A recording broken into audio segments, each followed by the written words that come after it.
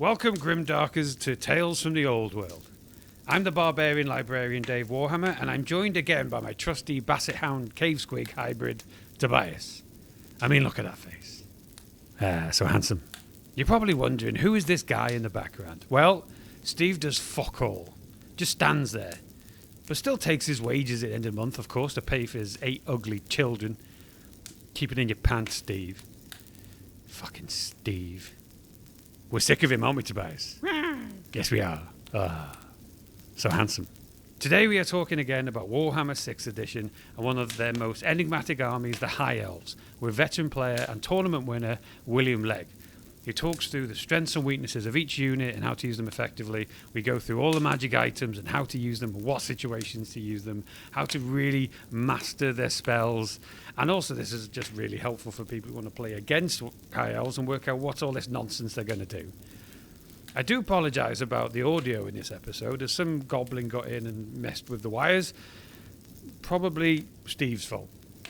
Fucking Steve. Let me know in the comments why Steve is a walking waste of skin. Do old Dave Warhammer a favour and subscribe to the channel, because we're only really going to keep this going if we get to 1,000 subscribers pretty quick. So, as the kids say in Altdorf, twat that subscribe button. Or something on those lines, right, Tobias? I mean, so handsome. Let's get to the episode. So do you want to start with the special rules of High Elves before we'll get into the units and things? Probably like a good idea. There are quite a few special things to talk about with elves, because they're just a little bit. Well, it's yeah. So it's like the Lord system. Like, how do you choose your general at the beginning of the game? Yeah, so that's probably the first thing to talk about, because elves are probably, well, no, in fact, I know that they're the only army where you don't actually get to choose your general. At all. You get no control over it at all. Most armies, obviously, it's got to be the person with the highest leadership. But with elves, you just roll a dice at the start of the game, and it's completely random. Even your battle standard bearer can be the general. So the law behind this is supposed to be sort of politics. Is it? It's a law reason, not a rules, isn't it? It is. Yeah. So the rule is called intrigue at court. So right. It's all your characters are fighting with each other about who has the most influence at the court of the Phoenix King or some bullcrap, and as a result, it turns out the person that's actually good at leading the army may not be in favor that day, and right. so instead you get a crappy old wizard to do it. So can this really shoot you in the foot? It really can, because I mean there is a way to mitigate it, which I'll get onto later. Okay. But yeah, you can get really screwed over, because you're a high elf. You're almost certainly going to have at least one level 2 wizard, and a level 2 wizard as a high elf is only leadership 8, which is exactly the same leadership as everyone else in your army. So having him as your general, all it's doing is giving your opponent an easy way to kill your general, because he's just a lowly wizard, and get all the points for it. Plus, it gives you no benefit at all. So it can really bugger you over, especially when you have the certain scenarios you play, isn't there, where it's just like headhunting is like sometimes it can be kill the general. Yeah. And if your general has got 2 wounds and no saves at all, it's a bit brown trousers time sometimes. Do you tend to do you hide him? Just put you personally, do you hide him, or do you put him in a unit? It depends. So as I'll get onto later, the way to mitigate it might mean he has to go in a very specific place. Okay. But if he's a wizard that is your general, and he doesn't have spells that need things like line of sight or range limitations, that bad range limitations and things like that, you can just hide him, and that can be by far the best thing to do. Just put him in the middle of a wood and leave him there. Don't go anywhere, and just accept the fact that all your units have to work on their own base leadership.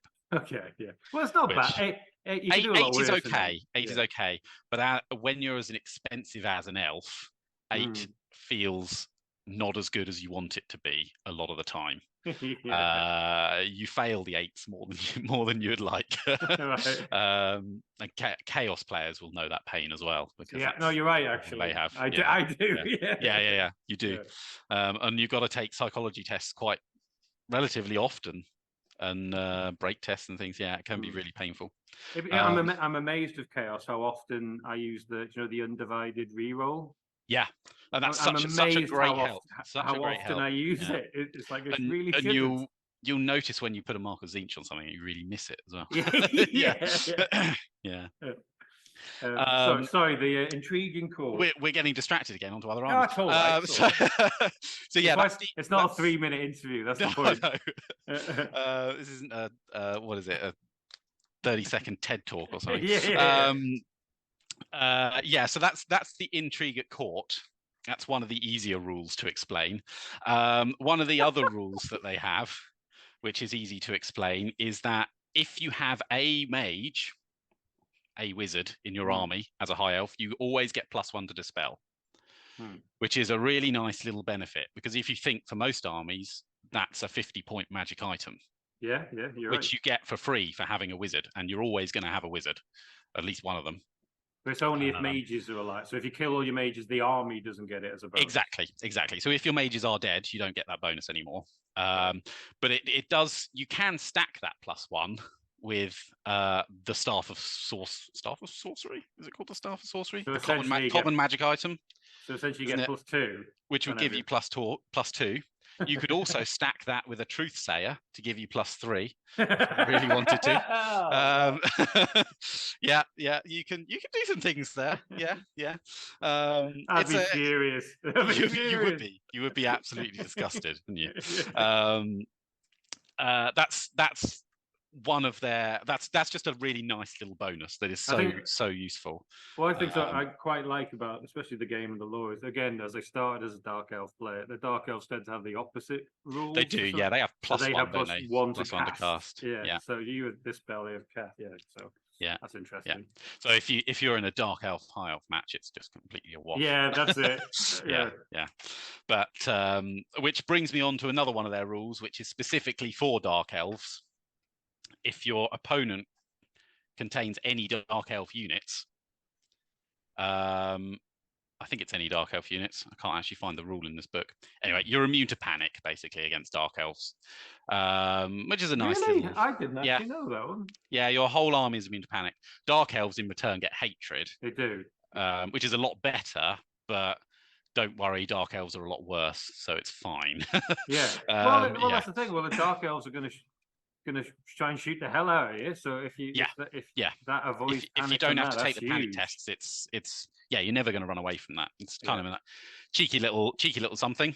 It doesn't come up very often because it is also, of course, army specific. Very very helpful. Yeah. What else do you get?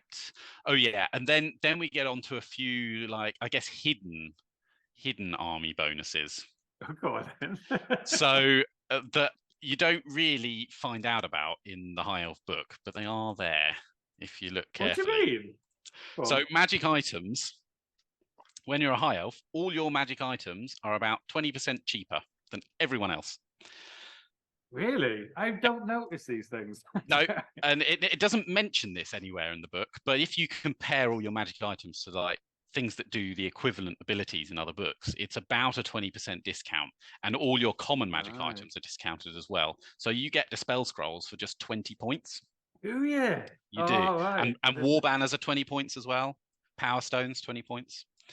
So yeah, that's just a little benefit. If you think in a 2,000 point game you'd spend maybe 200 odd points on magic items. You're saving about 50 points there, or more to the point. You're getting about 50 points worth of better items that another army isn't getting. That's yeah. It works because it's lore friendly. I like rules that are lore friendly because it makes sense, doesn't it? Yeah. The magic Elves are all about making all this crazy magical shit.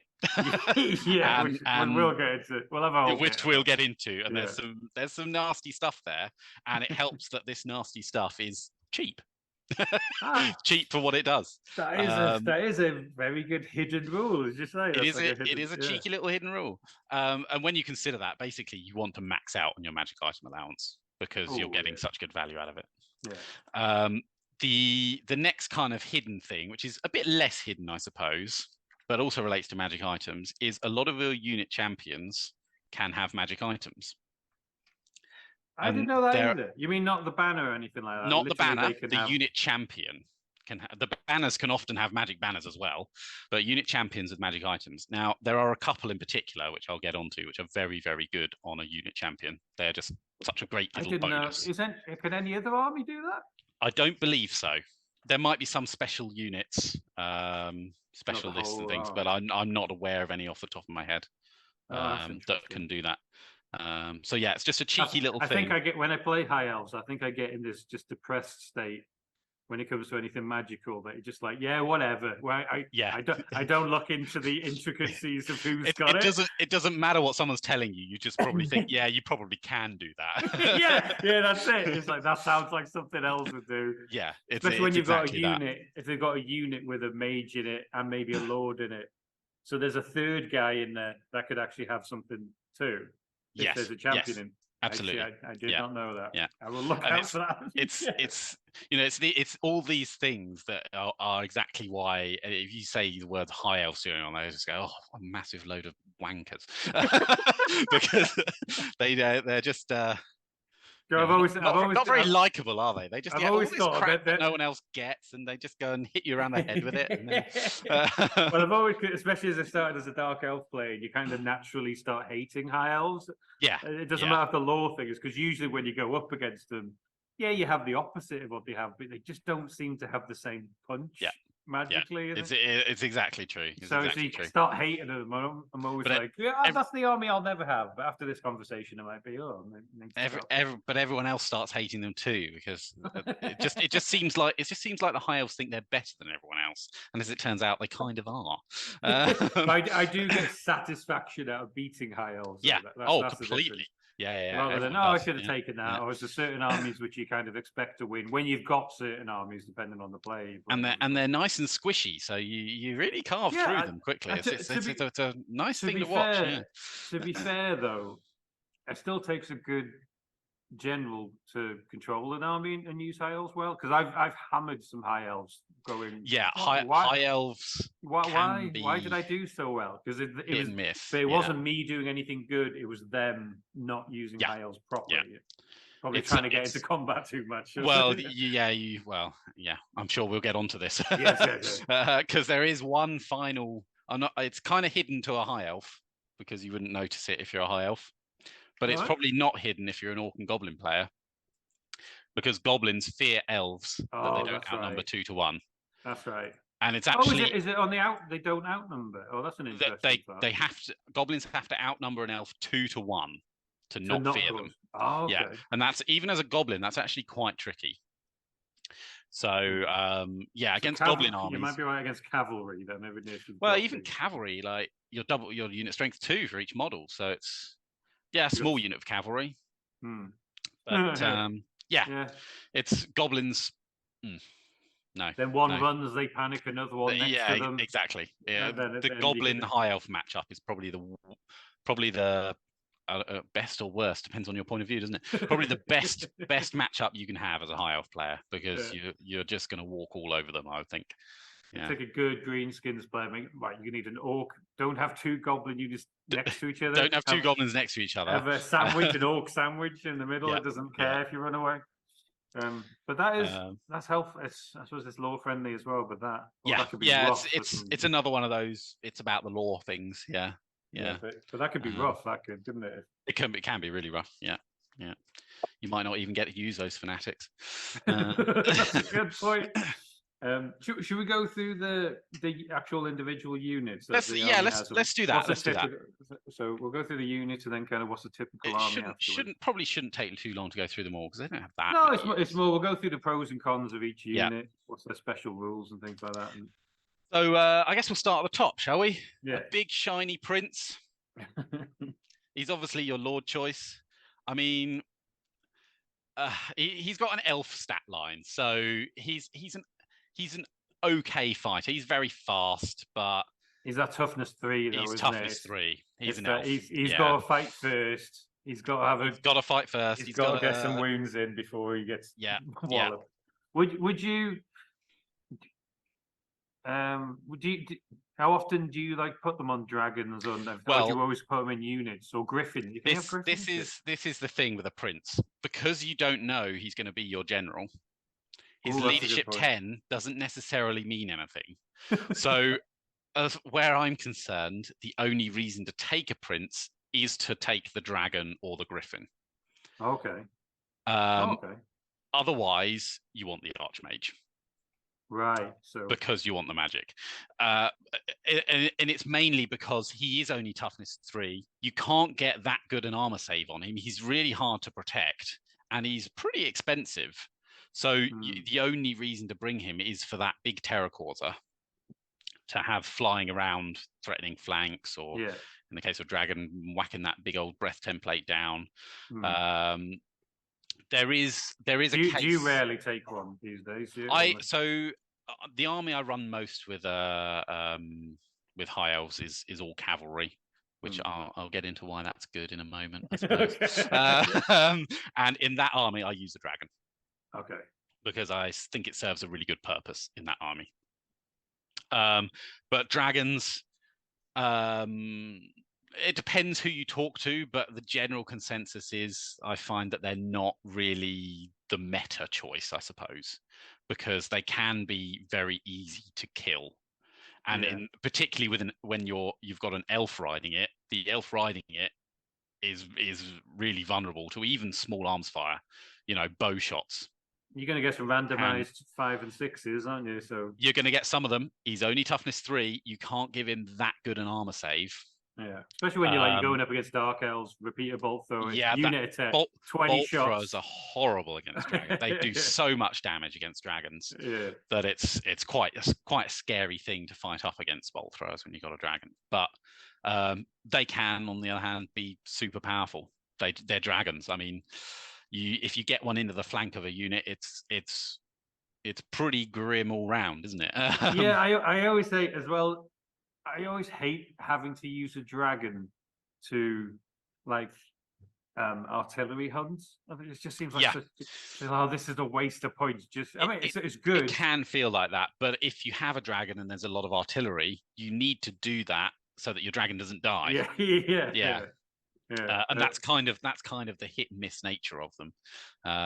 Sometimes if you're coming up against like a dwarf or an empire artillery park, you're going to land that dragon to try and either terror bomb all those artillery pieces or prepare yourself for a charge on them, and you're going to have that. You need to survive that 1 turn's worth of shooting. And it's often can be about 50-50 whether you get through it or not. If you survive it, everything's wonderful. You mop up all those artillery. If you die, you've lost your big old dragon. And then your lord is usually on his feet. Well, if he even made it out. So can an archmage go on a dragon? They can't. No. So an archmage can only go on an eagle. And with a prince, there is a case to put a prince on an eagle as well, which I'll get into later. There's a lot of stuff I'm going to get into later. But yeah, the other lord choice is obviously an archmage, which is very simple. It's a level 4 wizard. You can load him up with magic items quite nicely, and he can get an eagle. I wouldn't normally advise putting him on an eagle unless you've got a really specific plan for it, because it makes him a little bit vulnerable. But I was going to say, would you use him for running away? Yes. Well, to actually get him away from just being stuff. fast is a good way to stay alive. It can be a really good way to stay alive. And being on an eagle, you can get into range of all the spells you want to cast and things like that. So it can be really useful, but you can be sniped by spells a lot of the time. Damage spells that aren't magic missiles can just pick him off without. It doesn't really matter where he is because you don't need to be able to see him. So it can be quite hard to keep him alive if there's a lot of that floating around in the enemy army. So I prefer not to put him on an eagle. I've never seen that, to be fair, because it's there is a stuff case you for can it, do. but I think it's I think it's a risky play. Yeah, I think it's a risky play. You're up to something. If I saw somebody with it, I'd be like, they're up to something. Yeah, there's a plan. There's a plan there. Yeah, and I don't like it. Yeah, yeah. But there's not really much else to say about an archmage because, you know, in terms of a wizard, he's actually really nothing special. You know, it's not like he's a Slann or something like that. That comes with a host of special rules. He's just a level 4 wizard. But he would probably be my option if I didn't want a dragon or a griffin. I would take the archmage. Okay. Usually no ifs, no buts. Can only a lord get a griffin? Only a lord can be on a griffin. Yeah. Okay. And I personally prefer the dragon over the griffin. This is just fun to have. It's fun to have a dragon. The griffin is a lot cheaper, but it doesn't have an armor save, and it's only toughness 5. Yeah, I used to run griffins a lot with my Empire army, and I charged them into combat, and then whoever I'm fighting would turn around and go, "All of my attacks are going into your griffin." Into the griffin, yeah, and they're not as hard to kill. No, yeah. I'm with you on that. Yeah. But if you don't have the points, or you're not fancying the dragon, the griffin can work fine. It still causes terror. It'll still make you negate ranks if you get in the flank or the rear and things like that. So, yeah, it's not terrible. So when it comes to their normal, or the citizen militia, so the spear, I literally only found out today that they fight in 3 ranks. They do. Spearmen. Yeah. I didn't realise that. I thought it was 2, and I don't know why. No, it is 3 ranks. Yeah. I think it's that thing again where I'm just like, I'm assuming whatever he's doing is right. It's probably right. Elves get the bonuses. I was going to quickly talk about the commander. There's not the hero level character. Sorry. Yeah, that's okay. But, I mean, the hero level mage is also very simple. He's just level 2, whatever.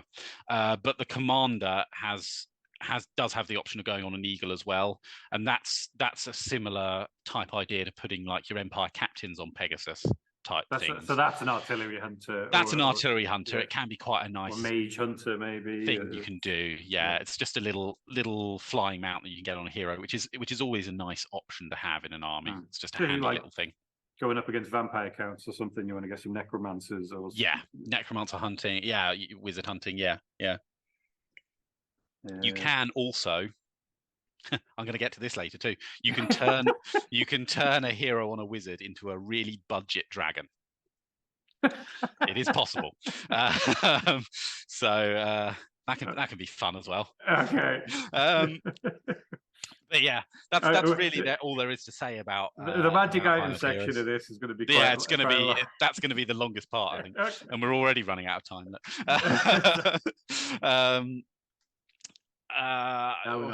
Where are we going to go next? With spearmen. Spearmen. You already started talking about spearmen, and as you say, they fight in 3 ranks, but I'm afraid that's all they have going for them, because they're elves. I'm afraid you pay a pretty hefty premium for an elf on foot, because you're paying a lot of points for having things like your movement 5 and your initiative 5, and their weapon skill 4, but you're always toughness 3, and you have a 5-up armor save, and at 11 points a model, you're going to find they drop very, very quickly. Yeah. And don't get me wrong, a block of elf spearmen, if you charge it while it's still got 3 ranks, is a pretty nasty prospect. Can you fight in 3 ranks on a charge as well? It's not like normal spears where it's only defending. If the elf spearmen are the ones making the charge, they will fight in 2 ranks. Right, that's still pretty good. Which is still decent. Yeah. Because you think the vast majority of units in 6th edition only have 1 attack from the front rank. Yeah. So being able to units that can double that, things like Saurus that have 2 attacks, are actually quite good at fighting in combats if they can get there. Oh yeah. Just because they have that volume of attacks. But isn't it? Am I right? Most spearmen though can fight in 2 ranks unless it's supposed to be a defensive thing. If you're charging, that second rank goes away. Yeah, but the being able to still fight in 2 ranks even though you do charge is a nice little touch. Yeah, that helps. You just got to pick your fights. You really got to pick your fights, because if you get hit back, whatever hits you kills models. It just does. Okay. And elves are not strong in return, so you're going to struggle fighting your toughness 4 rank and file troops. It's going to be an uphill battle, that one. Yeah. And this is do you typically with tactics keep them out of combat, or do you get them in there? What's the high elves in general, or is it very much picking who you go in I against? often find you want to delay the combats for as long as you can, and you've really got to pick them carefully. I think I used to think of my dark elves, if I'm in combat a lot, something's gone wrong. Yeah, because if for every turn you're fighting a combat, your opponent is probably killing about the same amount of models as you're killing, but they're cheaper than you. And eventually you're going to run out of bodies a lot faster than they are. If you think an elf spearman has no more killing power than an empire spearman. No. But I can't remember what an empire spearman is. Are they 6 points or something? Cheaper, definitely cheaper. A lot cheaper. A lot cheaper. Yeah. So it's. Do they come with? So even with those spears, they do have a shield and light armor. They come stock with light armor shield. There's no real options on those. You can buy them. You can buy 1 unit of spearmen or silver helms, a 25-point magic banner. Okay. Which is a nice little touch. There is one banner in particular that's very nice to have on those units because it's cheap enough. But that's obviously enough to afford a war banner, which remember with high elves is only 20 points. 20 points, yeah. There's new stuff today. But yeah, otherwise there's no real options apart from your standard full command on spearmen. Yeah, okay. This issue of being a bit weedy and easy to kill comes up a lot. Right. Yeah. I guess a good place to go next would be your bog standard archers. I mean, they're elf archers. Does anything else need saying, really? You can buy them light armor. I don't suggest you do. They don't shoot as far as wood elves and things, do they? No, they do. They have a longbow. They have a longbow, just like a wood elf archer. Okay. But what wood elf archers get, wood elf archers can move and shoot without penalty. And I think they get bonuses at short range as well. Yeah, they do. They're rough. Which your high elf archers don't get any of. But it's still 30. Is it 30 inches? It's still 30 inches range. Yeah. For the archers, it is. Yeah. Which is good because then if you get those defensive armies that don't come forward, you still can hit something turn 1. Yeah, they're a nice thing to have, and often you will find that archers make up your minimum core in some of the more optimized lists that you get because they're one of the cheapest ways to make a core unit. So in your cavalry army, do you kind of have no spearmen? You just have archers and cavalry. Well, in the cavalry army, you have core heavy cavalry. So which we're going to talk about in a moment. Okay. Yeah, archers. There's nothing really to speak about. It's 12 points a model for a longbow. Right. Yeah. Don't buy them light armor. Don't buy them command. Don't bother with any of that nonsense. They might pick off 1 or 2 things. That's about it. The obvious move from there is the Lothern, the 1 unit of Lothern seaguard you can have in every army. There are 0 to 1, but I suggest you go for 0. Why? What's the difference? So Lothern seaguard are a cross between archers and spearmen. They are elf spearmen that have a bow. Okay. And because of that, you pay a lot of points per model, but you're a bit of a jack of all trades, master of none type. Do you get any penalties, like shooting penalties or anything? Like you not shoot as far, or the penalty you get is they don't have a longbow; they have an ordinary bow, right? Which is only 24-inch range. Yeah. Otherwise, they get light armor, they get spears, they get fighting 3 ranks.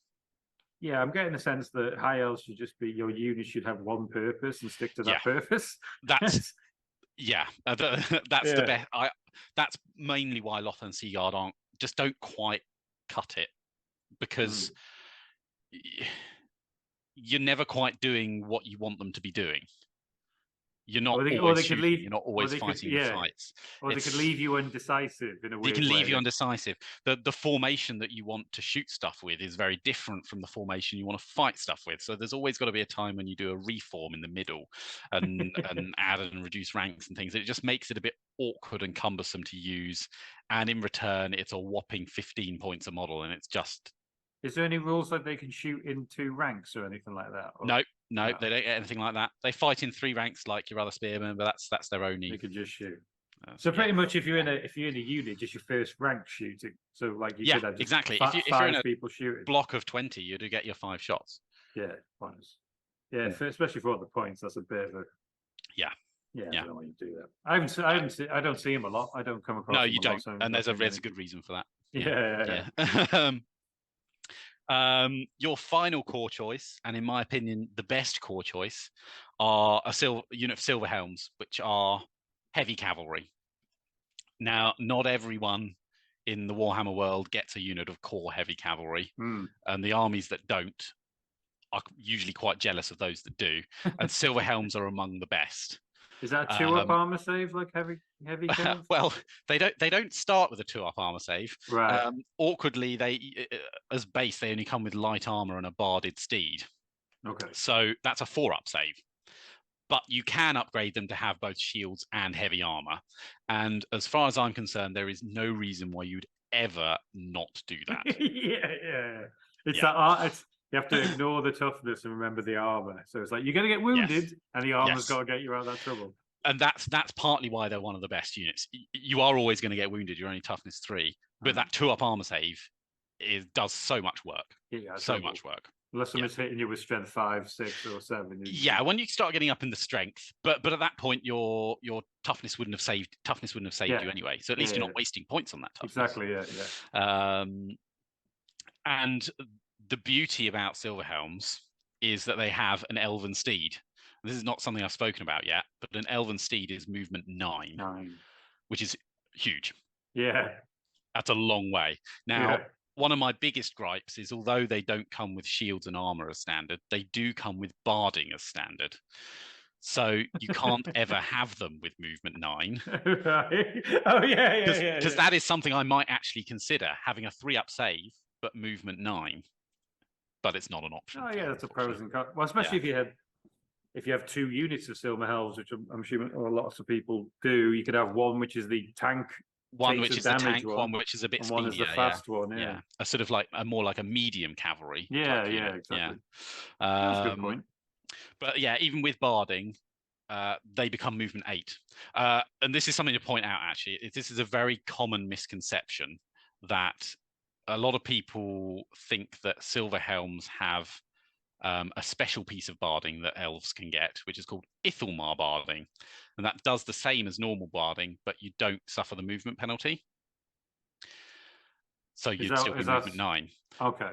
That is something that some high elves get, but not silver helms. Silver helms only have dragon princes. Dragon princes have that, and characters can get Ithelmar barding. Okay.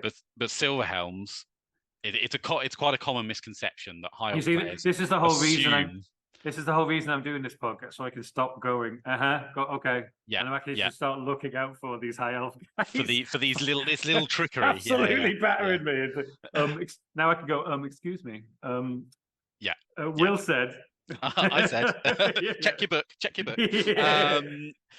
So they don't keep their movement 9 silver helms. They are only movement 8. I say only because movement 8 on heavy cavalry is really good. It's really good. Yeah. It's the same as a Bretonian knight. It's pretty nice. Yeah, that's a good point. You're faster than a Chaos Knight or an Empire Knight. Your Cold One cavalry. Yeah. Things like that. You're faster than generic other heavy cavalry. So it's a really nice touch. Wolves and stuff like that, which are obviously not heavy. Is that you still as fast as that? Let's be honest. If your wolves want to charge your silver helms, that's okay, because first they have to take that fear test, and then goblin wolves do anyway. I guess your undead wolves don't. But the movement 9 is really nice, and as I said earlier, you can get a 25-point magic banner on one unit of silver helms as well. Okay. for shenanigans. Because of shenanigans. Because of shenanigans. Yeah. I think that covers off the core choices. Are they all the cores? I know we're going That's all the cores. So those are your 4 choices. Because I knew you were going to get into Illyrian Reavers next, but I wasn't sure if they were core. That is the next entry, but they are a special okay. choice. Okay. So where Dark Elves get a core unit of light cavalry or fast cavalry, I suppose. Maybe that's where I'm getting mixed up. I think. For High Elves, it's a special slot. I've completely forgot what they're called. Dark Riders. Dark Riders. Yeah, they're core. Yeah, that's right. Yeah. Which is nice in its own way, but that's for the Dark Elves. They need everything they can get. To be honest, Illyrian Reavers are very, very similar to Dark Riders. They have a spear and light armor. You can give them bows. Do you tend to use them as just shooting, or do you tend to just march blocking, or are you actually looking to flank or rear people? Not give them the bows unless I have the points, because the bows are quite expensive. It's 5 points a model for a bow, or 6 points if you also want to keep the spear. It says here. Yeah. So what's which is your main tactic with them? The main purpose of them is to be that sort of charge redirector or blocker, or to run around hunting the war machines, or picking off units of shooting units like handgunners and things like that want to shoot other stuff, just getting in the way and being annoying. But if I'm honest, it's often one of the first units I cut if I'm short on points. Really? Yeah. That's in my that's in my cavalry army. I don't tend to take them outside of the cavalry army. So I was going to say, is that depending on who you'd be playing? Not or usually. You're more thinking when you're going into a tournament when you'll be playing everybody? It's mainly because you tend to find, or I tend to find at least, that because things are so expensive, you don't want to cut down a unit that's actually a viable choice to kill an enemy unit with. Yeah. You don't want to trim down your units of heavy cavalry and things like that, because you don't have that many of them, and you need to be able to hurt the enemy. And Illyrian Reavers don't really hurt the enemy that much. They're just annoying. They're just annoying. I do think you need that annoying. You do need an annoying unit. You need an annoying unit, but that annoying unit for High Elves is Eagles. Oh, that's a good point. And Eagles do that much better than Reavers do. Point. You bring more Reavers if you've got the points to do it, and you've already used up all your rare slots for Eagles with Eagles and other things. Because you're not getting them into combat quickly, so it's going to be. You'd hope turn 4, 5, 6 they maybe get into the side of it. But it's often if I'm playing somebody, you often see them coming around the corner, and there'll be 4 turns before they've gone near anybody. And if you're not going around the edges and you're coming up a bit harder in the middle and things like that, they're weak enough and without enough save that they just get picked off by rogue magic missiles or the couple of bow shots that people have on the back of their chariots, and tiny little stuff like that just picks away at them really very easily. They will get picked because some people think, people won't attack the annoying thing; they'll go for the. But I often like to deal with the chaff. That can be a really useful thing to do. And when it's chaff that's easy to kill, and when it's chaff that's easy to kill and doesn't have many models in a unit, that can just be a really nice thing to shove that couple of extra bow shots or the little random magic missile you've got hanging around into, just to get rid of it. Yeah, kill a couple of them as a panic test. And it's a panic test. Yeah, absolutely. Yeah. So what do they have? Are they a 5-up save? Is that just mounted? And light armor and mounted. Yeah, it's 5-up save. Yeah. No, I get it. For what you want them to do, especially what you want most fast cav to do. Yeah, Elves have got other options. Really, they've got other stuff. You're all right in that department. Yeah. So that's why they tend to be my first unit to cut. But if you really want to be annoying to someone, just take loads of them. It's fine. They're not. I don't think they're a bad unit. I don't think they're a bad unit. Yeah. They have caused me a lot of trouble before. Fast cavalry do. Because it's always fuck it, I'm going to have to deal with. When you're concentrating on that big unit coming. And then suddenly, you're always looking for the dragon princes and the monster and all that coming. And you're like, these guys are going to stop me. something's going to have to turn and deal with it, so which that could be absolutely worth its weight in gold in a way. And don't forget, they're on an elven steed, so they've got an 18-inch charge range. Yeah, exactly. It's pretty scary. Pretty scary range. Yeah. What we got next are the Dragon Princes. Now, I love Dragon Princes. I think they are the best thing since sliced bread, frankly. Now, can you have a couple of units of them? No, or they are one unit and this is actually one of the weird oddities with the High Elf book.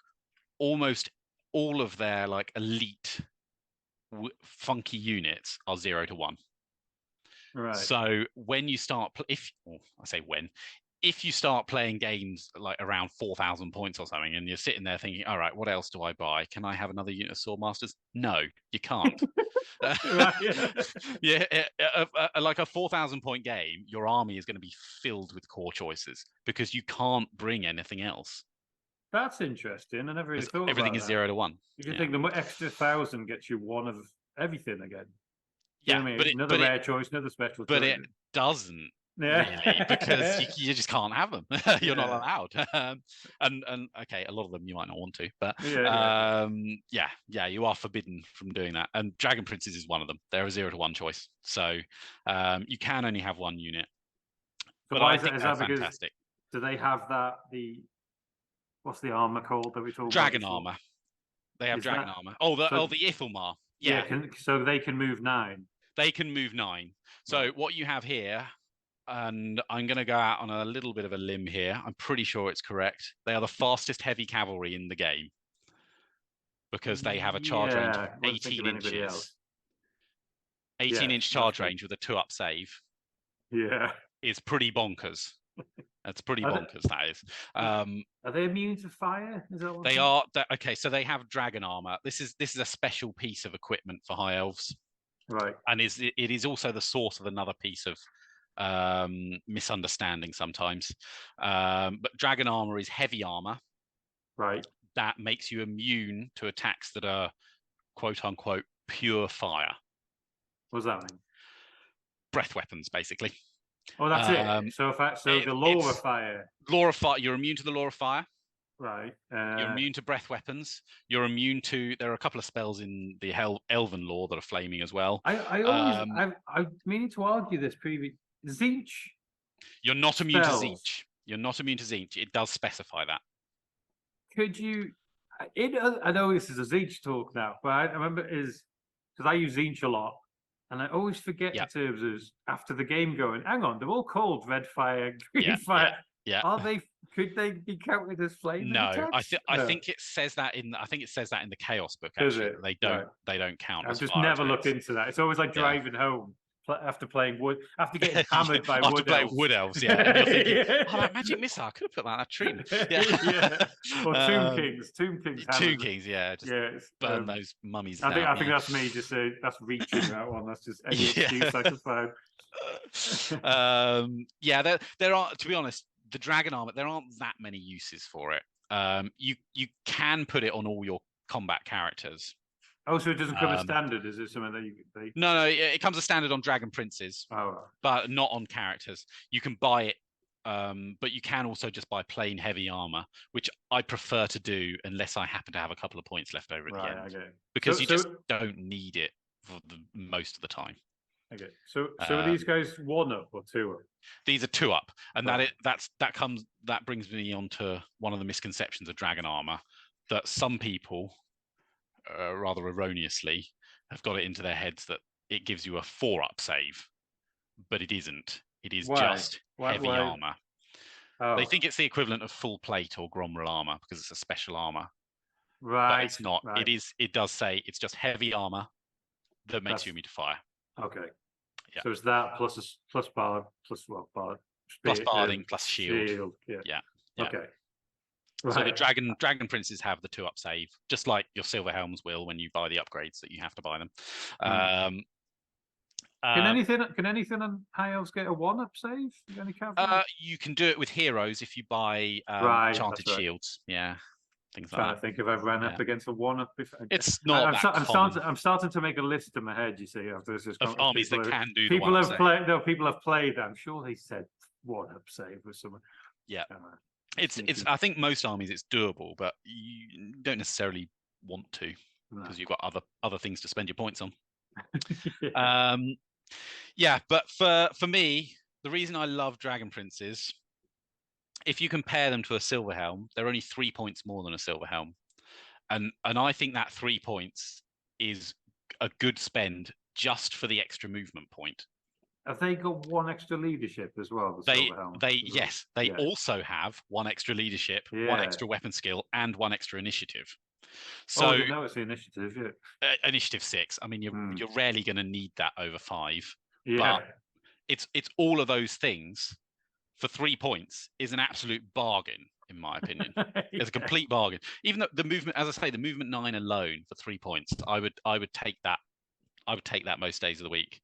Now, because sorry. With that movement, you're literally just faster than everything else. Anything that can charge you before you charge them, you don't care about. It's your weird flyers or your Slaanesh demonettes. It's like whatever, mounted demonettes. It's like whatever. Charge me. I've got a 2-up save. It's fine.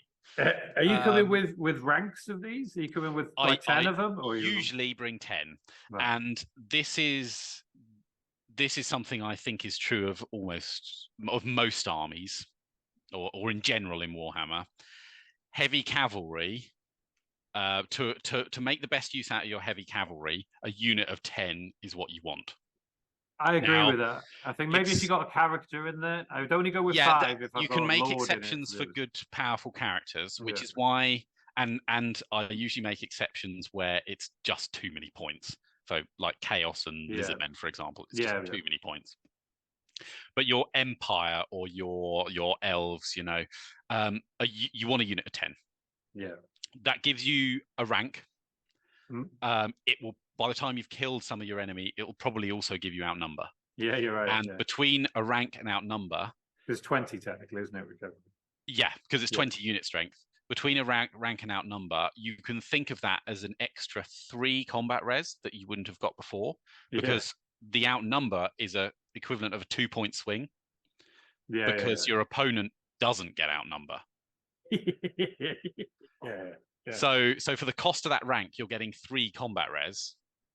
And when it comes to cavalry, you really need the combat res to make sure you break whatever you hit. Because if you don't break whatever you hit almost straight away, all you're armed with is a wet noodle. And you're going to be stuck there for the rest of the game, if not fleeing the following turn. Elves are not. Let's stick it out for multiple rounds. No, not at all. If you're sticking it out for multiple rounds, a lot of your brave 1,000-year-old elves are dead very soon. That's right. Because if I'm playing, obviously with my Chaos armies, if I'm playing elves, my attitude is, if I survive this round, I've got him. If you hold that charge, you're fine. You're going to sit there. You're going to grind him out. It's all okay. So for elves, I think having that rank is really nice and really important to just make sure you hammer through. You don't get bogged down, and you can move on to something else. Yeah. And with that rank, and with Dragon Princes, you will get the charge because you movement 9. Your weapon skill 5, you're going to hit nicely. Your strength 5 on the charge, you're going to wound nicely. That is enough to break a lot of ranked up units. You can have a decent shot. If you hit them in the flank. If you can get them in the flank, and you've got the movement to get there often as well. If depending on how static your opponent's being, but you got the movement to get there. So are you always using these flanks, or do you ever have the not always? Do you ever straight up the middle type? It depends what you're fighting. It depends how confident you feel about being able to break through, and also how your opponent's playing. Because if your opponent's moving towards you, it can be harder to get the flank because you can't get there without exposing your own flank. No, that's a good point. So it can be challenging to get the flank sometimes. But you'll take your time over it. But even with my Chaos army, because I've started not using my I always usually had a unit chosen, but not 2 ranks of them because it were crazy expensive. What are they? 45 points a model? Yeah.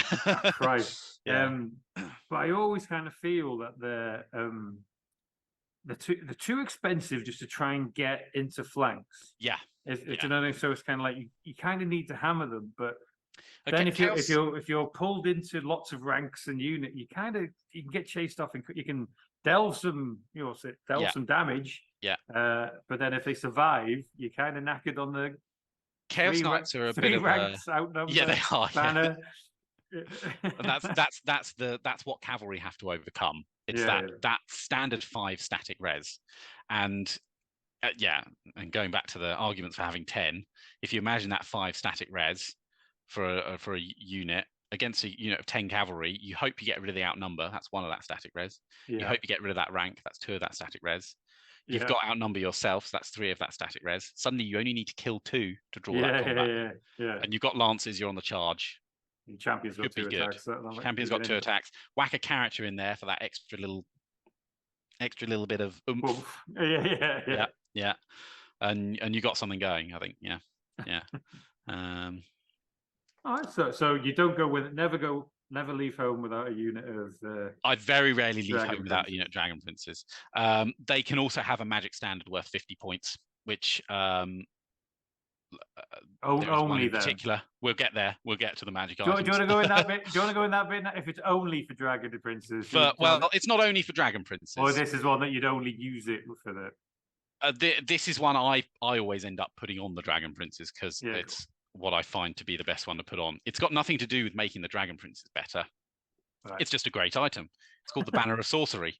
Gives you plus D3 power dice.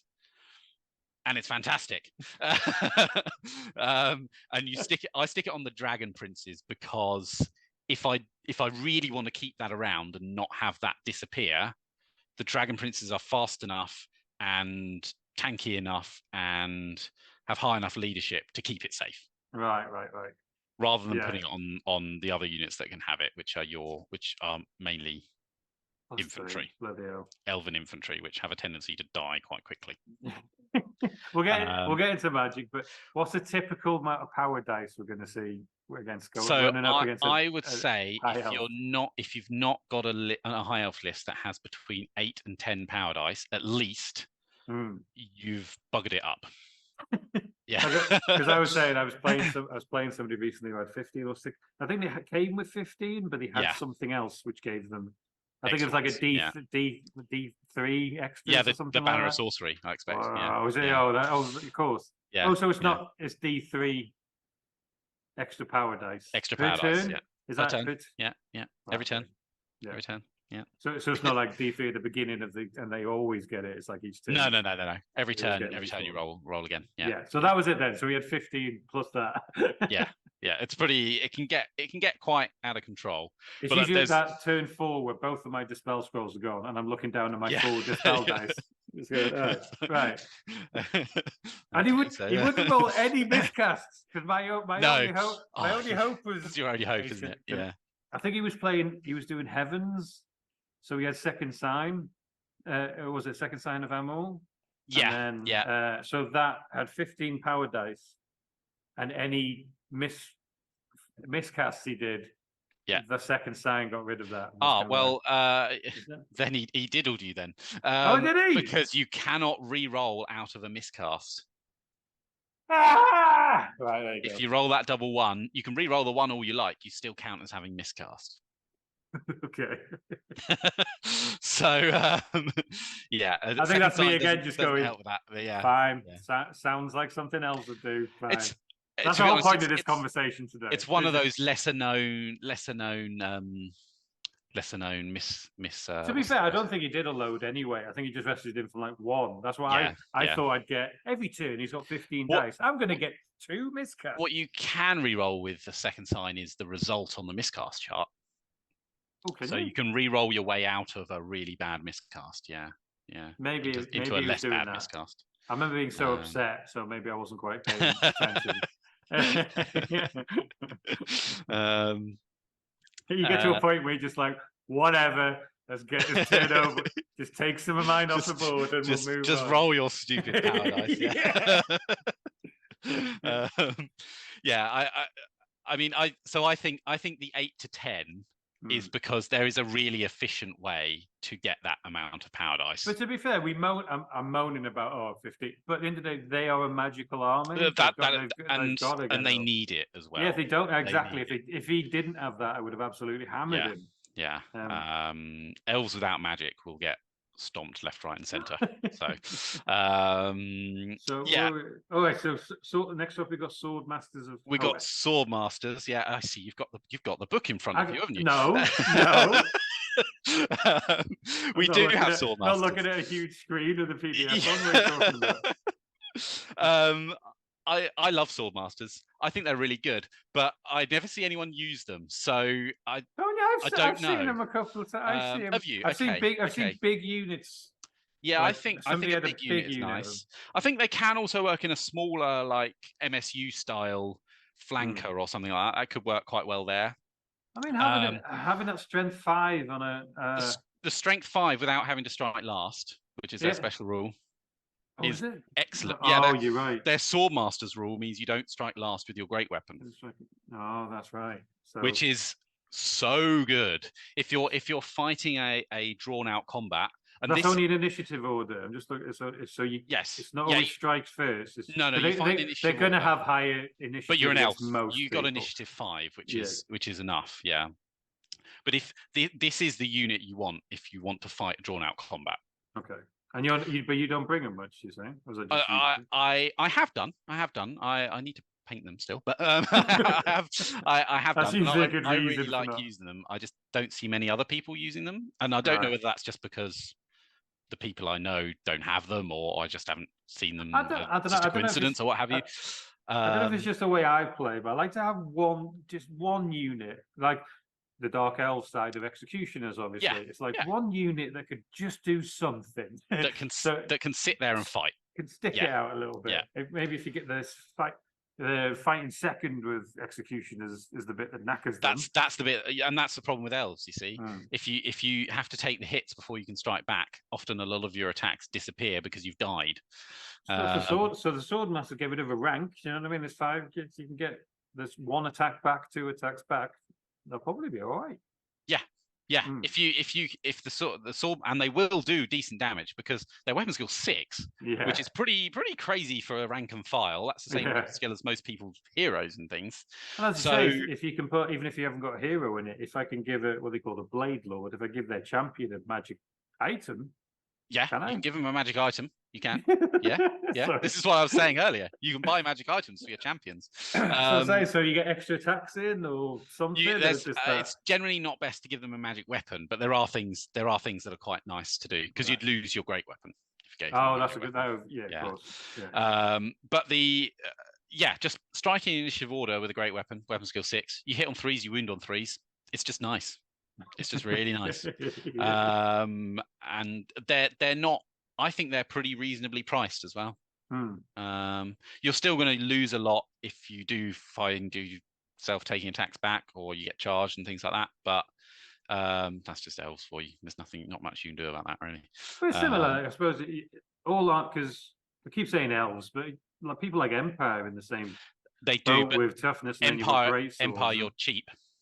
Oh, that's a good point. Their weapon skill's not that. So high. you don't necessarily care so much. Yeah. Who cares if a few brave, likely lads from Midnight get done off? I mean, it's nothing like your mighty elf. So I like Swordmasters. I think they're a good buy. Maybe I keep going back to it. It's High Elf infantry, so it's maybe not High Elf combat infantry, I should say. So it's maybe not the meta choice, but I think they can do a good job. These ones, Okay. Yeah. We'll go next. Shadow Warriors. So the scouts. So the scouts. They are your only scouts, but they are bad. There's so many points. There's 15 points a model. It's ridiculous. For you're not any better than an archer. You have the same stat line as your archers. The BS is not exactly the same. The BS is exactly the same. All you get is skirmish and scout. And you hate Dark Elves. What do you do? So Yeah, I suppose, yeah. Just don't. I think don't. There's Don't got to be bother. again. You got maybe if you're only playing Dark Elves, but Yeah, maybe. I mean, they're should nice you and be getting fluffy. should They're you be nice and getting fluffy and things, but your scouting skirmishes into combat anyway, or no, are they no. hounding? They'll Are they'll they hounding it or like yeah, move? Yeah, do you know what I mean? they'll do all right at killing a war machine. They'll do Yeah, all right at that. yeah. Not the best, but they'll do all right at it. It's a lot of points to spend to do that, and you have better tools to do it anyway. I mean, what's the minimum you have in I'm assuming 5? 5 in a unit, usually yeah. with So scouts? it's what is that? 75 points for a minimum sized unit. 5 skirmishers. Yeah, Yeah. 3 people in a crew, sometimes 4 people in a crew with certain things. With certain suspicious dwarves, yeah. Orcs can do it as well, I yeah. would not be confident No, I charging wouldn't them be confident against a dwarf war dwarf. machine. No way. No. But Empire war machines or orcs and goblins war machines, you'll do all right. You'll do all right. So, but unless you're playing a big game, you don't think you'd have them. No. Yeah, they're just too expensive, and they're not. They're going to march block stuff, but you have tools to do that anyway. There are other ways to do that. So, I'd buy Illyrian Reavers over them every time. Yeah, every time. Yeah. Especially if they move friggin' 18 inches, you're pretty much in a position where you could where you're march blocking there anyway, or you can charge a war machine in a minute. Yeah. Yeah, that's a good point.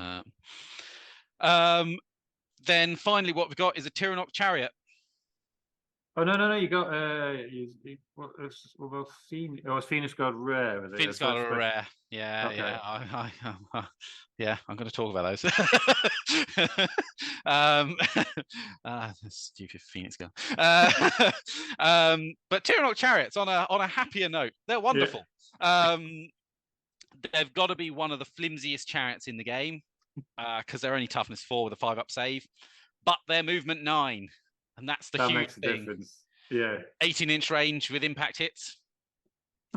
Yeah. That's pretty scary. Are they still strength 7 and destroyed? Actually? Yeah, they are. Yeah, because they're there's no like strength 6 nonsense with them or anything No. Still strength 7 to destroy.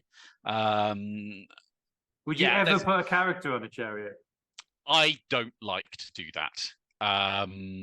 Particularly elf chariots. I think it makes your chariots far too vulnerable, and it doesn't give you a great amount of utility. If you want an armor save on the character, which is oftentimes part of the reason why you do it, just put him on a barded steed. Yeah, it's better. You can keep a mage on a barded steed. Yeah, you can. Yeah. And characters can only get the Ithilmar barding, so they never lose their speed. Right. When they get the barding, so all your characters always move 9. Do you always bring a chariot with you, 1 or 2? I will almost always bring at least 1. When they are you get 2 to each slot. I have taken 4 before. That was fun. They are just excellent. If you send 2, you can send 2 together into a ranked up unit, and you'll probably do a good job at breaking it. You can have 1. I mean, this is standard chariot tactics, I guess, to a certain extent. Use 1 to support a unit of cavalry. If you've got a unit of 10 cavalry plus a chariot charging into something, the thing you charge is done. That is almost certainly breaking. But you do what's the word? You say standard, but if you could be a bit sneaky with enough, because you could be further away. You can be a lot further away, and you can get the jump on other chariots. Which can be nice as well. Yeah, that's a good point. You rarely see chariot fights, actually. You do, but if you think when you've got strength 5 impact hits, that's pretty decent. That's pretty decent. And high elves in general lack things that are high strength.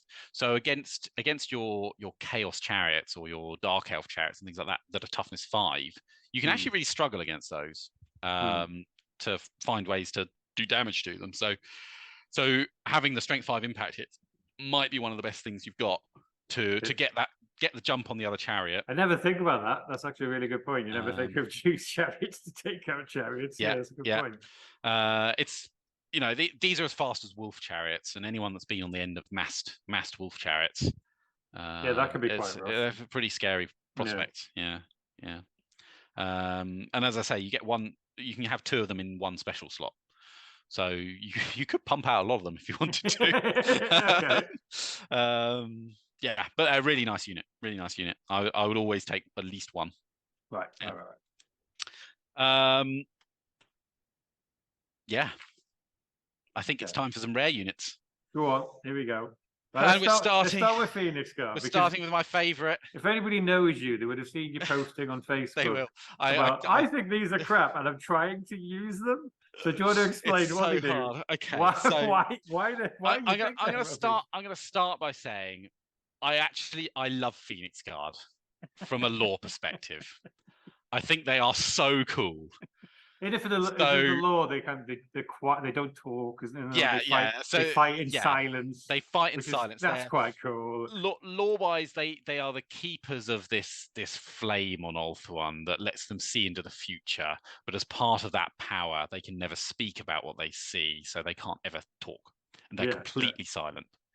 I think it's not much of a spoiler, but the Sundering novels, I think a few of them go up against Malekith, and it's actually quite a good fight. The way it's described is actually really cool. They're supposed to be the very peak of Elven martial society.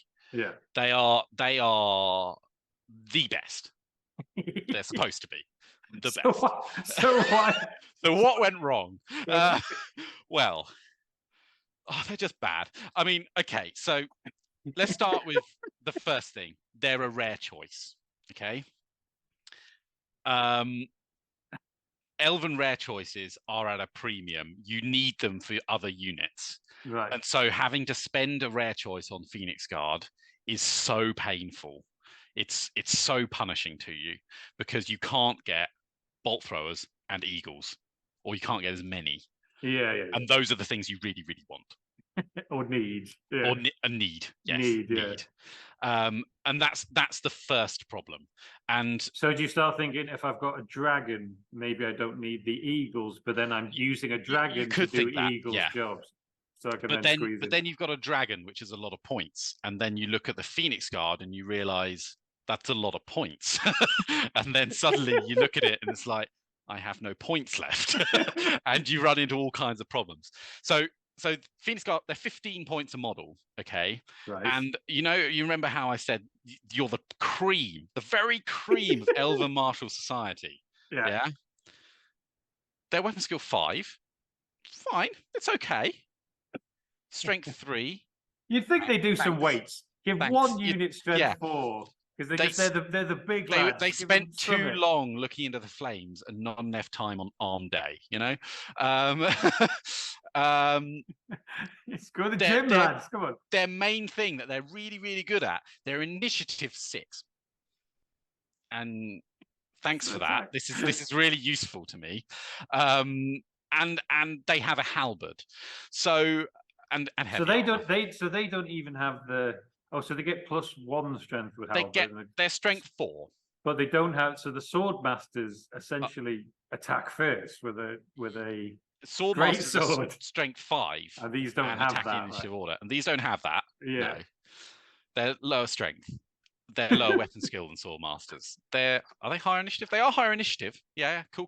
That's okay. They're great, super job. So it's just a halberd. That's all they got. Is just a halberd and heavy armor. And a shield. Do they have a shield with the halberd? No, you don't get a shield. You get a shield with an halberd, can't you? You can't use a shield and halberd in combat, but units can have a shield to defend them against shooting with a halberd. Yeah, things like Temple Guard have that. I've never really had help. I've always thought the points of a halberd is you only get the first shot, but you only get the +1 instead of +2, and you get a shield. That's what. No, so you still use 2 hands, but you don't strike last. Right. Okay. Yeah. Right. But elves don't get shields. No, we don't like armor as elves. Right, okay. Of course. So all you get is your heavy armor, your toughness 3, your 15 points a model. Okay. In return, you get what is for most people, you might look at those stats and think, oh yeah, it's pretty decent weapon skill and things like that. And your movement 5 is kind of nice. Leadership 9, that's kind of nice. For an elf, that's pretty mediocre for 15 points. You don't even move fast. You don't, you're not cavalry to move fast. You don't have the armor save. You don't have the defense. What you get in return is that you do cause fear. The problem with fear is to get the most benefit out of it, you need a big unit. Yeah. but you're 15 points a model, so you can't afford a big unit. So or you if need to go you like do, 25? Is it? Yeah, I think 25 is the number if you're going to use them, because you're going to take casualties. That's maths I can't even do. I'm not expecting. I've got a spreadsheet. It's many. So the game I played earlier today, I did bring them. 25 of them. They had the magic items and things. It was about 500 points. Oh, really? I think so. Yeah. I could probably check it quickly if that's you. Really you squeezing them in because you like them. That's not. Yeah. It's. So let me just ask before. Did the fear make any difference? No. In your game? And I tried to make it make a difference, but what were you playing again? You were playing Chaos. Tzeentch, yeah. So they have a lot of fear-causing things. No, they don't. They don't. They're actually one of the armies that's more the Chaos forces that's more vulnerable to fear, because you're not undivided, so you don't re-roll. There wasn't a lot of demons and stuff in it. No. There was one unit of one unit of screamers. 450 points for the unit I brought today. 24 of them. And because the reason you make it that big is because you want to keep your static combat res for a while, and you want to make sure you try and outnumber people, but you are absolutely going to take casualties because they're toughness 3 with a 5-up save. Right. And it's that's like, it's so bad, because if you imagine your Bretonian peasant with his little bow, and he's just going, I'm just going to shoot your Phoenix Guard. That is value. That is what you call value city, isn't it? Because you're picking off 15-point models for how many points a stupid little peasant is, and that causes so much pain to your unit. Pretty much every magic missile that you think is like D6 or 2D6 strength 4, you get hit by that, you've got a 6-up save after that. You're just getting wrecked by absolutely everything, and absolutely everything is going to be targeting you, because your opponent absolutely knows that is your most expensive unit to kill, and it will die very easily. So let's compare them to White Lions, because that's a good idea. In terms of like, why would you do the different? Because the White Lions I would go with White Lions. So White Lions are they serve a little bit of a different role, but they are similar in a way in that they also take up a rare slot. But White Lions can be made to take up a special slot, because there is an honor, which is you can buy an honor as a high elf character instead of spending points on magic items. Oh yeah. So it's just like another set of things you can put on characters. You can buy an honor that turns White Lions from being a rare choice to a special choice, and that's one of the main things that makes them okay, because they don't then take up that slot that you desperately need for other things. White Lions also have a Lion Cloak, which is a special item that High Elves get, which gives you +2 save against shooting. So it's kind of like the dragon. Is it the Dragon Cloak or the Dark Elves? I can't remember what it's called. Sea Dragon Cloak? Yeah, that's something like that's right. That's right. It's very similar to that. Yeah. And that just means they have that better save against shooting, and so they're not going to take as much damage getting there. So you should have more models left. On top of that, they're the only High Elf unit, not character, to have strength 4. So no matter what, it's not because of their weapon, it's the fact that they're just strength 4. They're strength 4. They do also have a great weapon, which makes them strength 6. Oh, right, yeah. Which is really, the big axes, don't they? They've got the big axe, and that's really your only source of high strength in our High Elf army, if you feel like you really need it. So White Lions have a lot of uses. There are other little benefits as well, like they have they can move through forests without penalty. Yeah, which is useful. You find forests on almost all your boards. It's useful to just deploy them behind a forest, knowing that you can just walk through it. It's fine. They've got the bodyguard rule, which means they're stubborn. I think if your general is in the unit, That's right. I think that's what the rule is. That's the big thing for me. Is usually if I was taking Phoenix Guard, it'd be probably because I've got a Lord on foot or something. Yeah. But I suppose the only risk with that, actually talking, so if you put a hero in the White Lines and then you do the roll at the beginning, and the person you wanted to be a general in that unit is now not the general, you do fortunately roll before deployment. So you can choose, that's a good point. You can choose to put him in there, but yes, it is a problem not necessarily knowing that the guy you want in that unit is going to be the right one. Yeah. But saying that, stubborn has got me out of a lot of trouble. It can. Stubborn can be a great rule because it doesn't really matter how many you have left after you take that charge, as long as you don't whiff it on the dice. Yeah.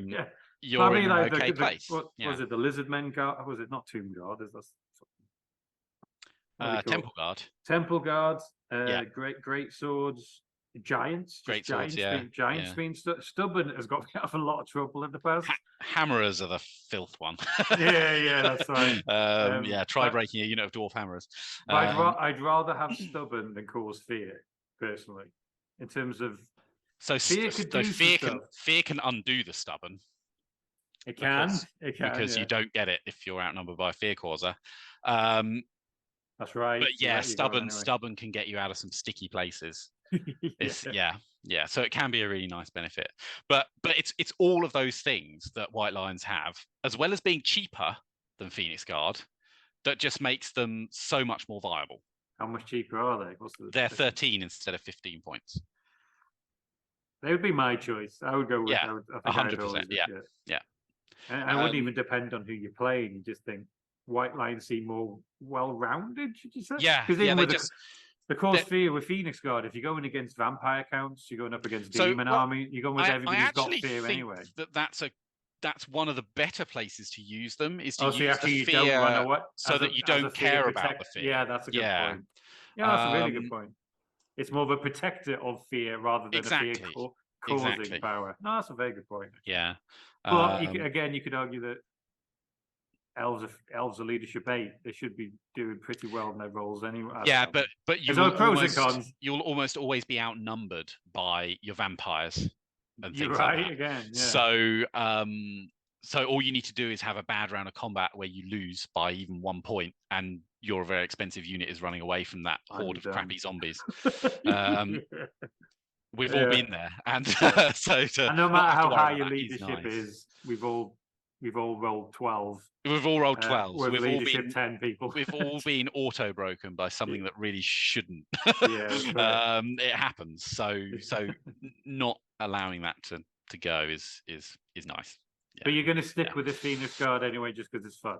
I want to give them more tries because, as I say, I love them as a concept. You need to work out just the what's the one job against each army. What's their one job? Well, so the problem I had when making this list for the game I had today is that I spent so much effort throughout the entire list in making sure that the Phoenix Guard didn't die, that the rest of the army was just a bit nothingy. So all the effort was spent on making sure that unit is going to be okay. It wasn't even spent on making sacrificing everything. Yeah, it wasn't even spent on making it so that unit would be able to do damage or win combats. It was just making sure it didn't die, and that's where all my points went. And suddenly I was left with very little to actually do damage. Except the magic, because I pushed that to its limit. But it's just building Phoenix Guard into an army just feels like you find yourself in a horrible place, because you just can't squeeze them in. It's just doesn't fit. Anyway, shall we move on to some happier units? Yes. Repeater bolt throwers. They're wonderful. Is that exactly the same as Dark Elf? It's exactly the same as Dark Elf ones. I think they're probably the same cost. There's a school of thought out there which is like always go with repeater. There's some people who go, well, I'm gonna do the one at the monster, but there's I've it's like always roll all of them. What do you just think? before this call made a post on Facebook about that. Have Yeah, I did. I ran the numbers very quickly on what you multiple shot and what you single shot. So give that a search if you want to. Here we come, internet. No, it's the. I think it's that you could still miss with that one shot. People think, it's going to be so strong, and then they roll. The amount of times I've gone, oh god, this thing is going to eat me, and then they just missed. Yeah. Where they throw the 6, even if it's a strength 4 on a multiple shot. Strength 4, armor piercing. Yeah. So it's still, even if you're shooting something, it's decent. Usually trying to shoot a monster or something. Yeah. Armored. I think monsters are a case where it is actually better to do the single shot. You get the +1 for large target. You often get the +1 to hit with a large target, which makes you feel less bad about. Well, it's probably going to make you feel more bad if you do actually miss, but your chances of missing is lower. But again, it's happened to all of us. It's happened to all of us. I'm shooting in short range with an elf. Shooting in short range. Short range, large target. Oh, 2s to hit. Easy. Yeah, we've all been there. But yeah, the vast majority of targets, multiple shot is best. Is that your strength 4 -1? Yeah, it's the vast majority of targets. Exceptions can be made for things like heavy cavalry that have 1-up saves. Yeah, no armor save. You need to bite through the save is more important. And but that -2 on the multiple makes a massive difference, doesn't it? So. It does. But when I ran the numbers, it doesn't make enough of a difference. Okay. Yeah. The numbers don't lie. So it's dragons particularly. Dragons are really good to shoot with single shot, but in general, multiple is the way to go. And they just do a really good job of just chewing through ranked units. You can deal with flyers pretty well with them and skirmishers because you're getting multiple shots and you're an elf. You're not hitting things that badly, even when they've got you're right. quite a few modifiers. Do you? There's another utility. There's another school of thought of what's the fire or something fire where all of your shooting is going into one thing. Concentrated fire. Yeah, elves can do that very, very well. Yeah, they have a spell that makes it even better. That can be a proper tactic to do, is to just pummel something. If you've got a couple of bolt throwers, a couple of units of archers, you can really trim down almost anything. Because I used to spread it out to try and cause some panic, but then when I concentrate on usually the strongest unit, or you spread it out to get rid of the chaff. Yeah, and then concentrate on one thing, on the bad boys. That's what I tend to like doing, but it always depends. You might find yourself in a place where you kind of need to gamble a bit on whittling down several units and hoping people fail panic tests. I did my new Beastman army. I'm a big fan of, because I use a giant chaos spawn. Do you know, was it Great Spine Beast or something? And I've actually got a demon prince that turned into a beast. Oh yeah. So they're the ones where you don't know what to shoot. Usually you shoot the one big thing. When you got 3 big things, that's great. That's a problem, which is really great for me. That's why I've only had a couple of games with it, but I'm enjoying it already. Yeah, and that's often the dilemma that you will have as an elf, because you want to prolong fighting stuff like that, because you can't kill it in combat very well. No. And so you want to kill it with shooting or magic. It's about giving yourself the time to do that. Often is the tricky thing. Yeah. I guess the final unit to talk about is the Great Eagle. Yeah. And this is by far the best unit in the entire book. Really? Is that yeah. It's a bargain at 50 points. I often see 2. Yeah, because you get two per rare slot. Right, that's what bolt throwers are 2 per rare slot as well. So you could have see them in pairs. So you could have 2 bolt throwers and 2 eagles. Yeah, which in my opinion is the way forward. You can try and do 4 bolt throwers if you like, but it's a lot of points. That's you won't get a lot of handshakes at the end of that No, game. Either. no, it's yeah. People, you come with 4 of them. That's people rough. start giving you dirty looks. Yeah.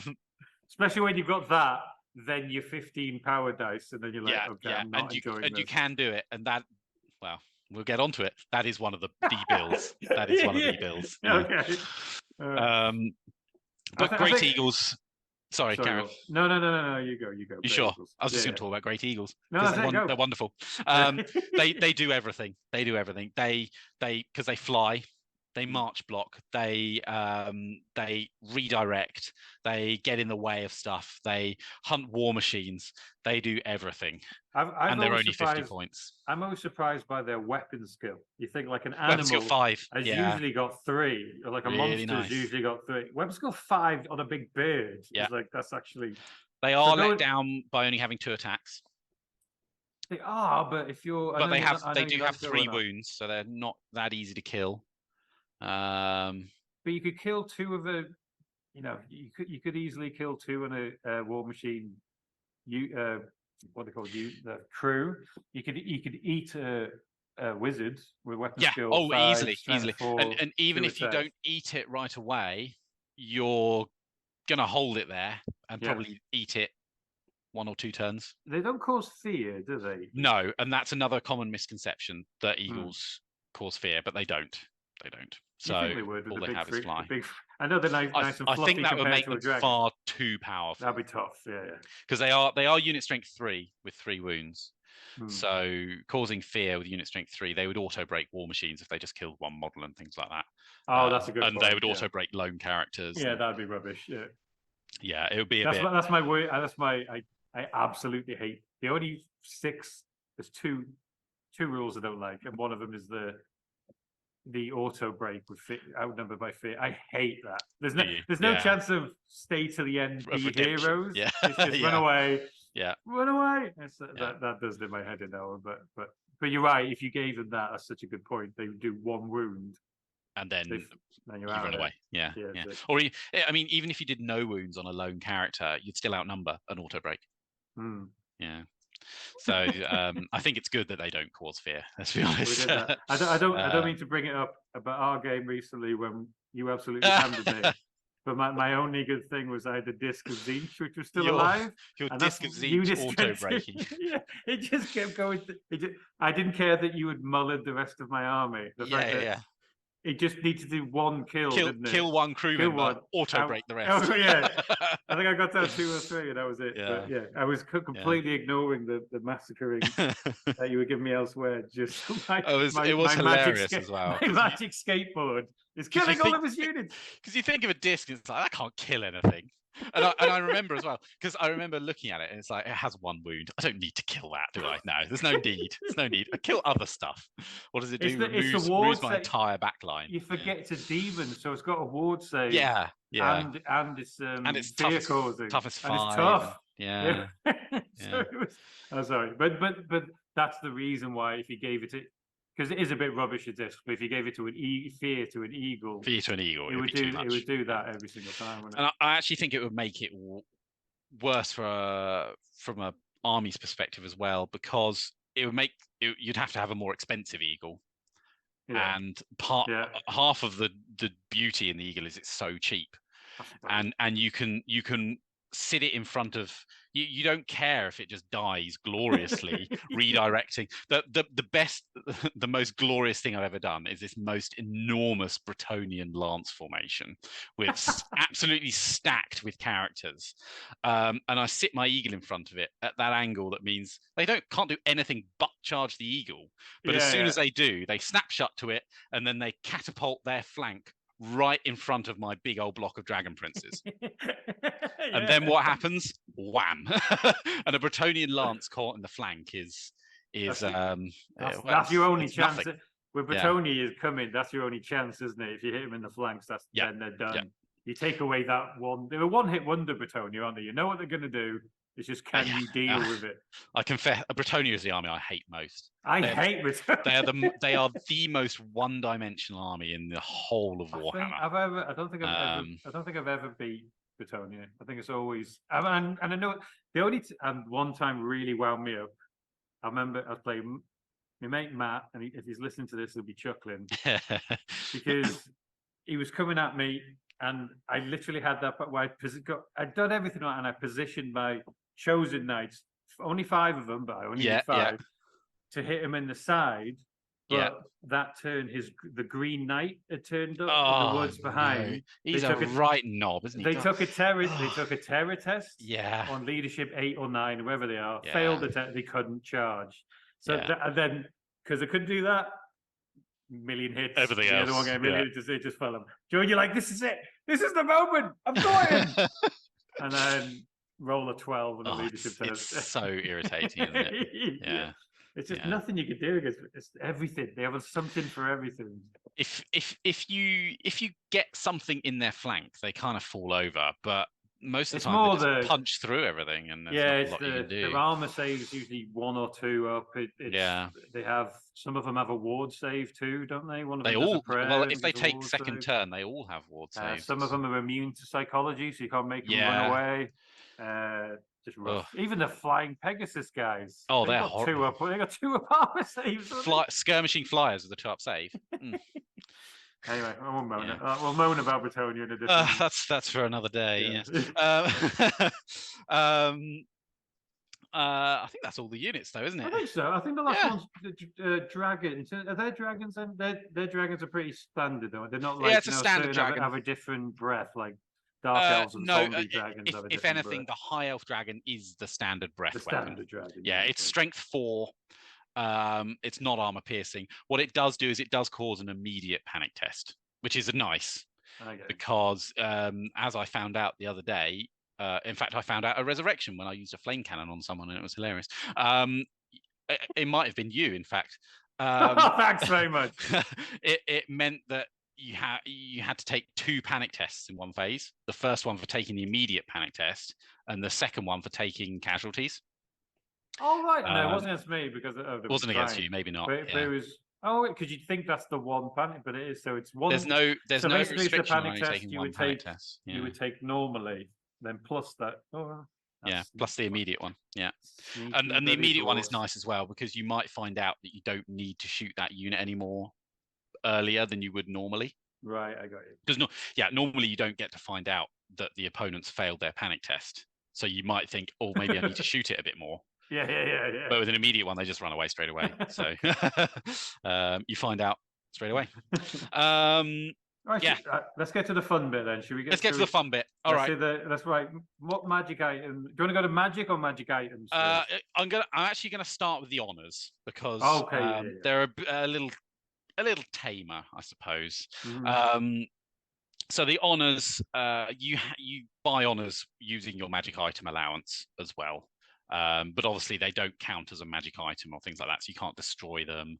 They don't conflict with any other magic items. Can you only have one honor at a time, or can you have a couple? No, you can have as many honors as you want on a character. As long as you can afford it. You don't as long as you can afford it. You wouldn't usually need to or want to, but it is possible. And the first one to talk about is one that doesn't cost you anything. It's 0 points, but you have to take it on at least on just one character. You can't give it to more than one character. Okay. And it makes that character and the unit he's in immune to panic. The downside is that your opponent gets an extra 100 victory points if they die.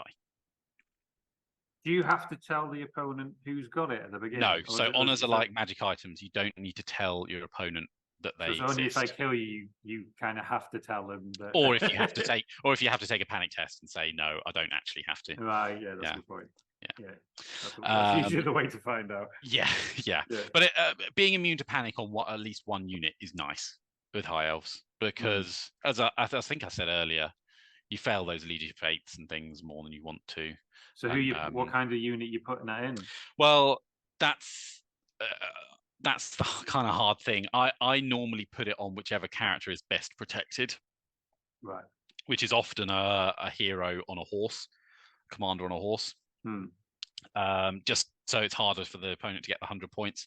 And that will normally make a unit of my cavalry immune to panic, which I think is probably one of the best units to make immune to panic.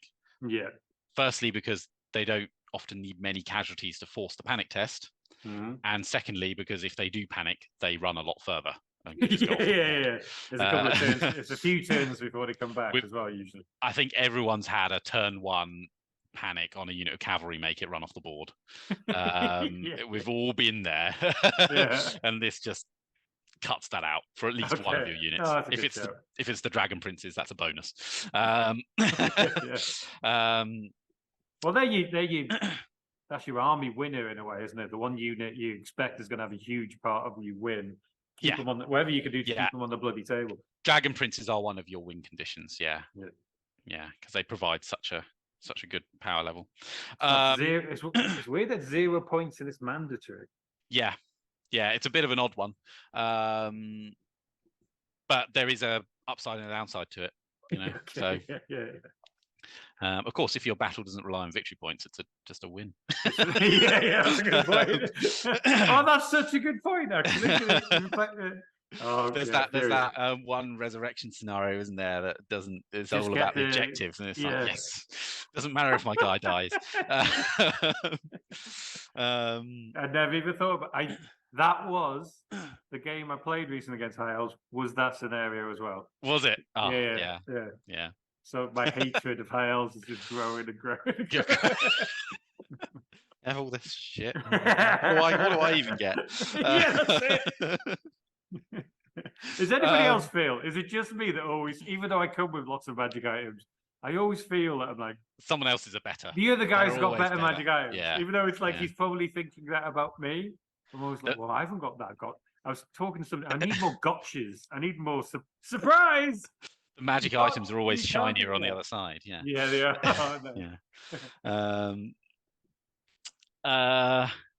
I guess there are a couple of other honors that are useful. I spoke about this Lion Guard one before. This is the one that makes your white lions a special choice.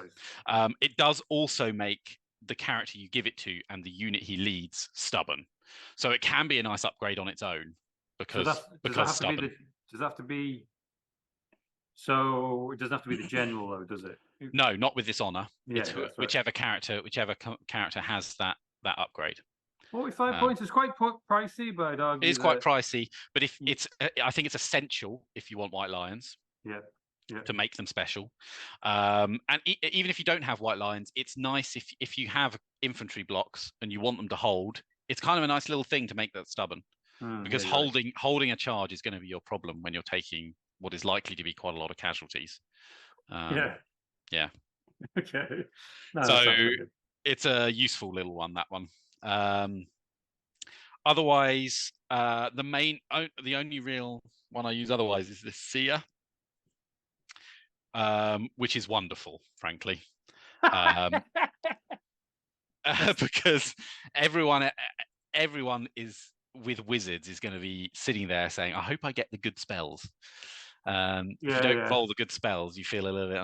That's done me a load of times. I remember I was playing Ed actually, where I started using my Fimir as lizard men as rules. So I'd used Law of Life against orcs, and it went amazingly because I was destroying his war machines on the hills. On the hill, it's perfect. If they was anything got near the woods, they were in trouble. And then I played Ed's Tomb Kings. Yeah. And then I kept going, I'll have a look. Even though they can choose multiple, can't you? Slan? You kept wanting Law of Life. Okay, let's get those ones. The ones you needed for the battlefield. I kept getting the one that stops you shooting. It was like Tomb Kings, who cares? They've got the bows, but do you know, like all the other, it was all like the ones that counted, like stop. No, it doesn't stop shooting. It stops black powder. Yeah, the Rain Lord. It does. I think it does War Machines as well. But but something Tomb Kings really hard to cast. It was like it was like all the ones. It was all the ones that I didn't want, basically. So the whole choosing of that law was ruined and kind of fucked me up for the entire game, to be honest. And it can not having the spells that you want or need can be really problematic.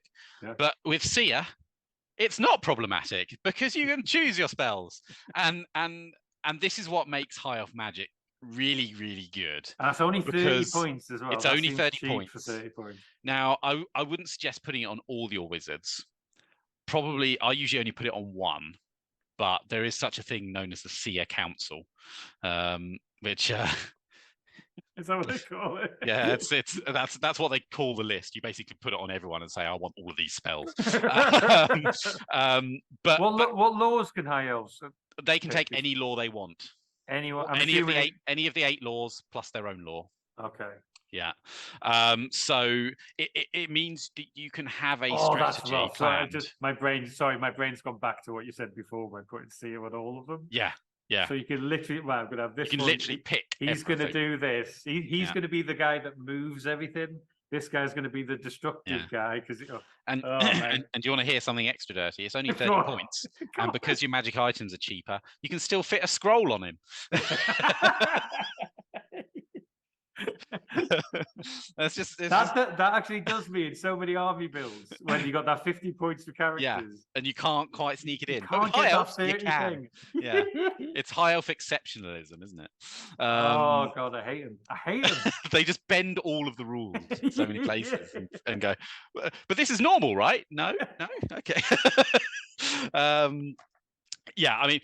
So yeah, it just you can pick your spells, and that means you can have a strategy planned out for your army based on what spells you've got. A spell, one or two spells within a law, and you can say that is exactly what I'm going to do, and you can guarantee you're going to be able to do it. I've literally been, especially tournaments, where I need this spell to win this game. Yeah, and then I haven't got the spell, and it's like, but like everybody bangs on about. Everyone takes a piss out of me because I love the Dark Emissary, mainly because of that Fog of Death spell. Yeah. Which is my self-destruct button. If it's going wrong, everyone dies now. Here it goes.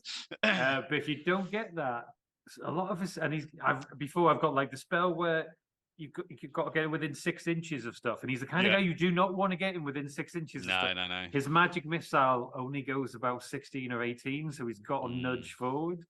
So it's It's weird how just that is probably a big excuse of mine, which I'm again reaching for any excuse I can find.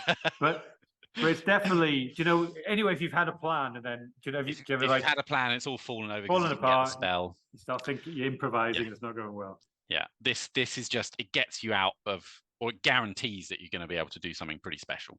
Right.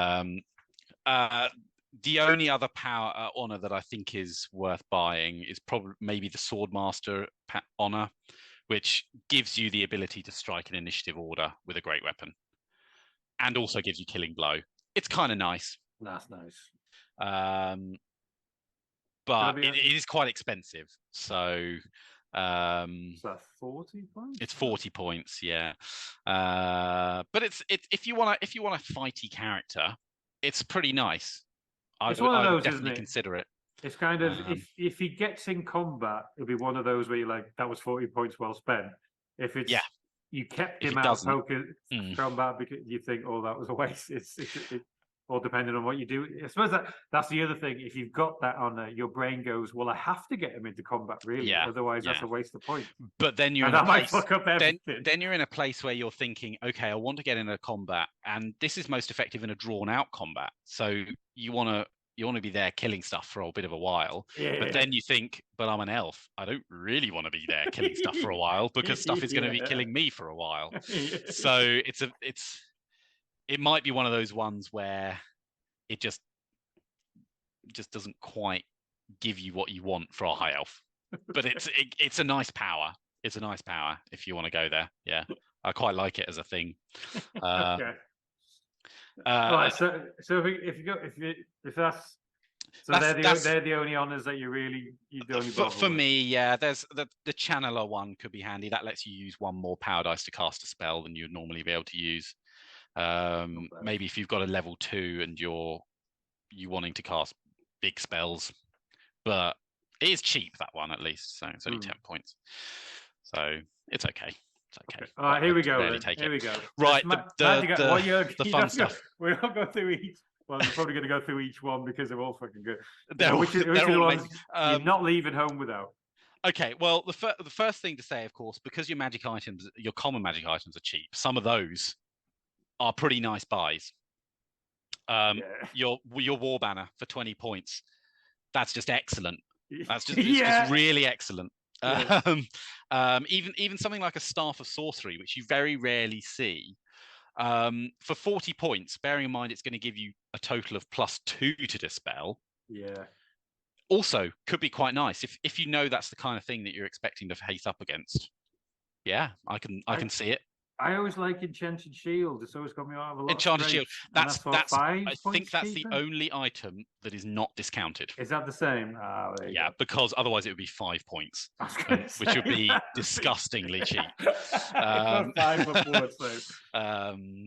but Enchanted Shield still nice buy. But even something like a Talisman of Protection, it's only a 6-up ward, but it's only 10 points. That's a good one. Kind of nice. Do you know when you just had 2,000? You're like 1,990. Yeah. Like, well, what else can I get? Give my character a 6-up ward save. Maybe you got 10 points left on his magic item allowance. Give him a little cheeky ward save. Yeah. Would you ever not fill up your high elves completely with the?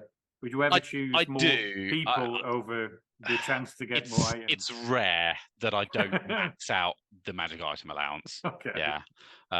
It won't always be magic items, of course. I use honors quite a lot as well, particularly the seer. Yeah. But your honors comes out of your magic. It does. Items points. They're essentially items, aren't they? They are items. Yeah. They work in exactly the same way, except they can't be destroyed and stuff like that. Unless it says otherwise, champions can have all of these. They can. It's like but it's worth noting that a champion only has a 25-point allowance. Right. Okay. So most of them they can't actually get because they're just too expensive. But you could have all theory, the common ones. In theory, they can have all. They can have almost all of the common ones. Yeah. Apart from the sorcery one. Yeah, the arcane ones. Obviously, they can't. Yeah. I did not know that one about the champions. It's nice, and there's 2 items in particular that you put on champions. Go on then. But we'll start with the weapons, shall we? Yes. Now, the weapons aren't anything to write home about, right? Except for a couple.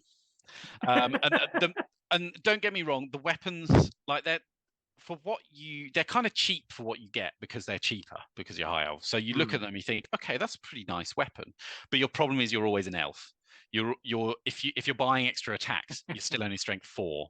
If you're buying better to wound, you're still not got that many attacks. It's just you're not a chaos lord, basically. You're not putting out enough other stats to make them worth buying a lot of the time. But what are the ones which are good? The ones that look good, like they have a weapon that gives +3 attacks, and you think, okay, that's quite nice. That can give my elven lord 7 attacks. He's strength 4.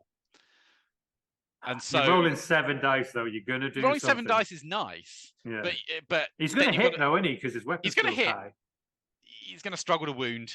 The enemy's going to get armor saves, and you just think armor saves the problem. You're right. It's just not worth it. I would rather take a lance or a great weapon. Yeah. Or I like a halberd on an elven character because you keep your initiative. It's kind of nice. Oh, that's a good point. Yeah. But there are a couple that are worth mentioning, and the first one is the bow of the Seafarer. Now, people will know this as the bolt thrower bow. That's right. I've had because I'm terrible at remembering the names of items. Yeah, I just that one. Yeah. Go on. So the play with this is it's 60 points, so you can only have it on a lord. Okay. But you bring your lord, you bring your prince. He's ballistic skill like 8 or something bananas. Can you hit on ones? Can you get your BS so high? Ones always fail, but he's okay. He's only ballistic skill 6. I'm sorry. He'll hit almost always. But still, over halfway, you're still going to hit it. Yeah, it's most of the time it's going to be 2s because what you do with this is you put him on top of something that flies. Okay. And that means you can fly around the flank of something really juicy, like that super expensive unit of Chosen Chaos Knights. And then it's a bolt thrower, so it goes straight down the flank of those knights. You see why these conversations are helpful is because I remember these. So next time I'm going to say, why is he doing it? Why is he not? Why is he going there? Right. And it's horrible because there's no armor saves. It's a bolt thrower, and you're always going to hit, and it chews them up. So it's essentially auto hit. You hit on 2s, you're going to wound the first one. No armor save at all. No armor saves at all. Yeah, it's fantastic. It's fantastic. Well, I'm going to start.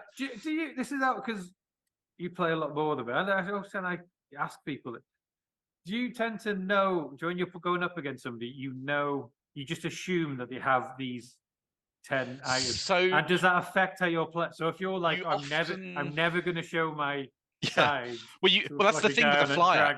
That's the thing when he's on a flyer. You can't not show your side to him because he's just going to fly there. Yeah. So it's impossible to stop.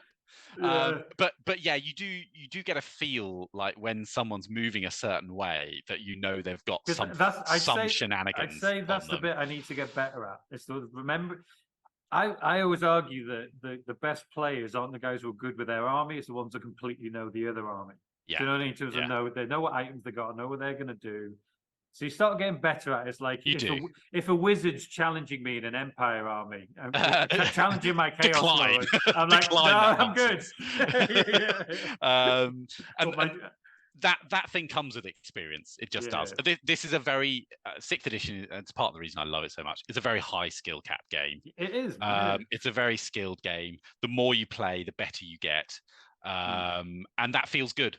That feels good when you're playing lots of games and you can feel yourself knowing more and getting better, especially when you're spotting the tricks. Yeah, you spot the tricks and you go, aha! You're not going to get me with that one. They're the wins that you really feel good about because it wasn't about relying on the dice. It was like the decision.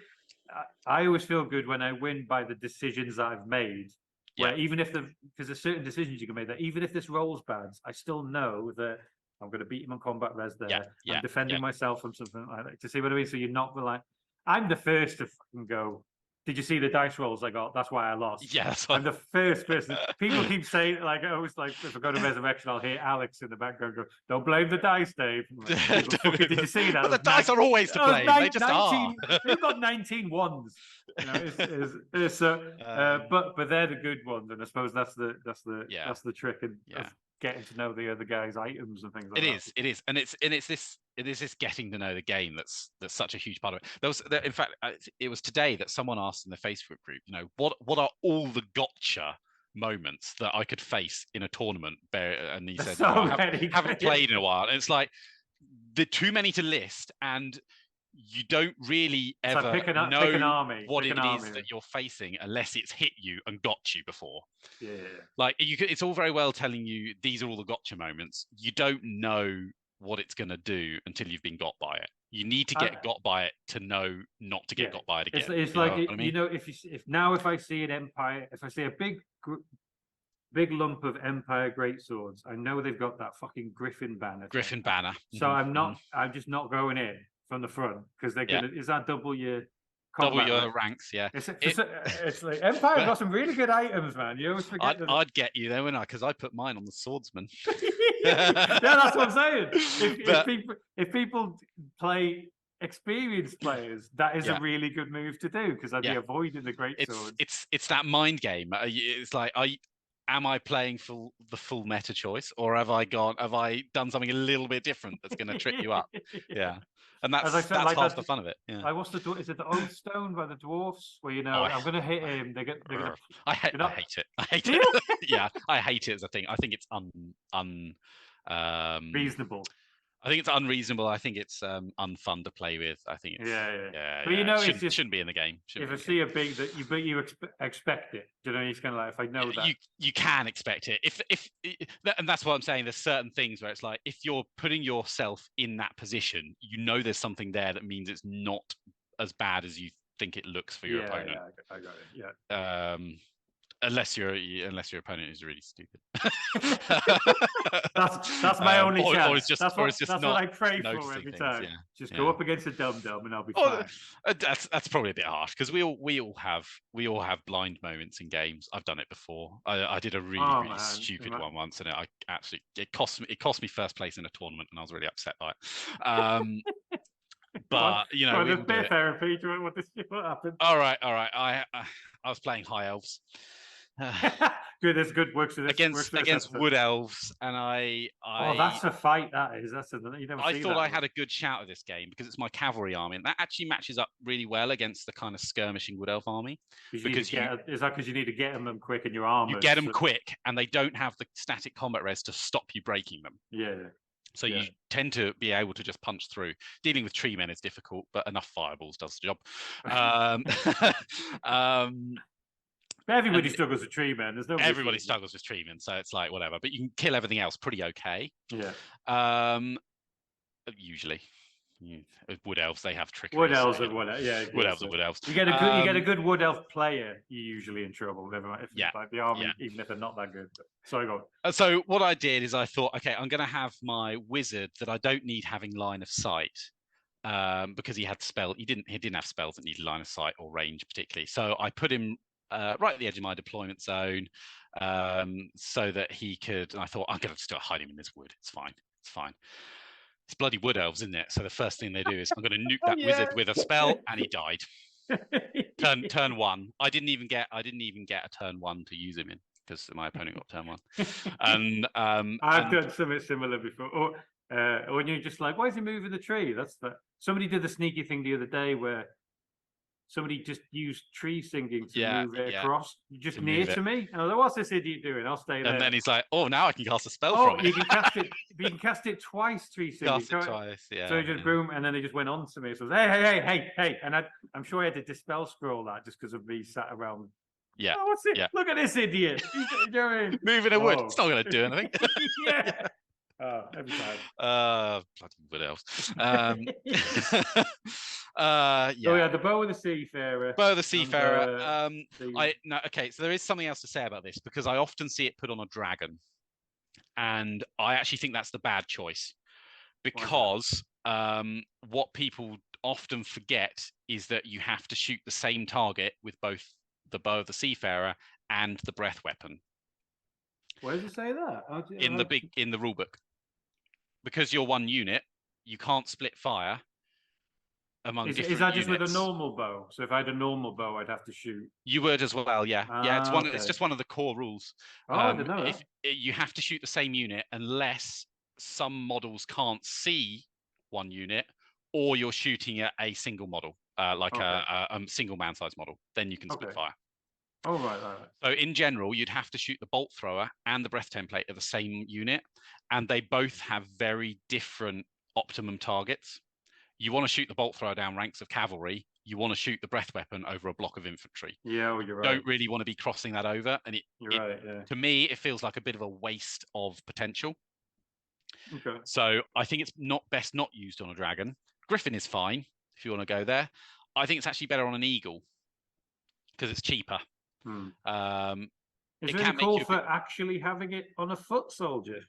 I think you can't get where you want it to be as fast because you want it down those flanks. Oh yeah, no, that moving to the side and shooting. That moving to the side is really nice. Yeah. I could justify putting it on a horse because your horses are so fast. But I still think the flying is much better. Yeah. Would that be that flying? You just keep him out of combat, and that's whole job. You try and keep him out of combat. It's not. You can use it every turn, can't you? Yeah. He's essentially holding a bolt thrower. He's holding a bolt thrower. Yeah, and you will get devastating shots. Or you can stand and shoot with it. Yeah, it's a longbow with strength 6 and penetrate ranks. Yeah. Oh, that'd be so helpful. It'd be like I finally reached him. Oh yeah, I'm going to stand and shoot with this crossbow. Is it okay? Okay. I'm going to watch that one. Yeah, that's hilarious. That one. The other magic weapon, the only other magic weapon that I really think is worth having, is not actually in this book. It's in, I want to say it's annual 2003.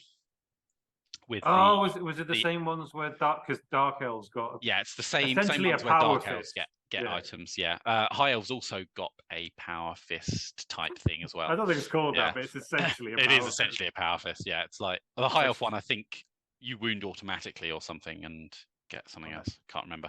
But the one I'm talking about is it's not actually a weapon you use in combat. Funnily enough, because you don't want to be in combat as an elf. It gives you a breath weapon. So there are a couple of options here. I've not heard this. Oh, God. It's only a strength 3 breath weapon, but breath weapons still hit a lot of models, so they're quite nice. Yeah. It's 35 points, so you can put it on a hero. But there are a couple of options. You can put it on a dragon to give yourself double breath weapon. I would be that's a fun one. I would be so angry if I said, "Oh yeah, this is going to do my second breath now." Yeah, fuck. Yeah, that's a good. That's a nice one. Or you can put it on a hero, on an eagle, so and give yourself. That's the budget dragon. How many points is it? It's a 35-point weapon. So could you have Bow of the Sea? If you're going nuts, could you have Bow of the Seafarer? You can't have more than one magic weapon. Oh, you can't, can you? Oh, shit, yeah. Yeah. So no. That would be horrible. But again, you'd run into similar issues where you can only fire one of them each turn. You're right. Yeah. But there's nothing you could absolutely have 2 characters on eagles, one with the Bow of Seafarer, one with the it's called the Fusil of Conflagration, I think. That's a good point. You could have 2. You could have them both on eagles, and it would be pretty disgusting. The Fusil of Conflagration is like a budget. I think of it on an eagle as like a budget dragon, because you're doing a breath weapon, but you're not a dragon in combat. It's an attacking dragon, not a defensive. It can't do the defensive part of the dragon. Yeah. If it gets caught, you're a bit like, oops. That's his job, though, isn't it? Don't get caught. Don't get caught. Fly around. Just move from side to side, and keep breathing. Yeah. It's this kind of stuff that makes people angry at High Elves. It really is. But it makes it so sweet when you beat them. That's the thing. The swings and roundabouts. Yeah, that's it. Just go into it expecting to lose, but try to win. You're never going to be disappointed. Do you know what I mean?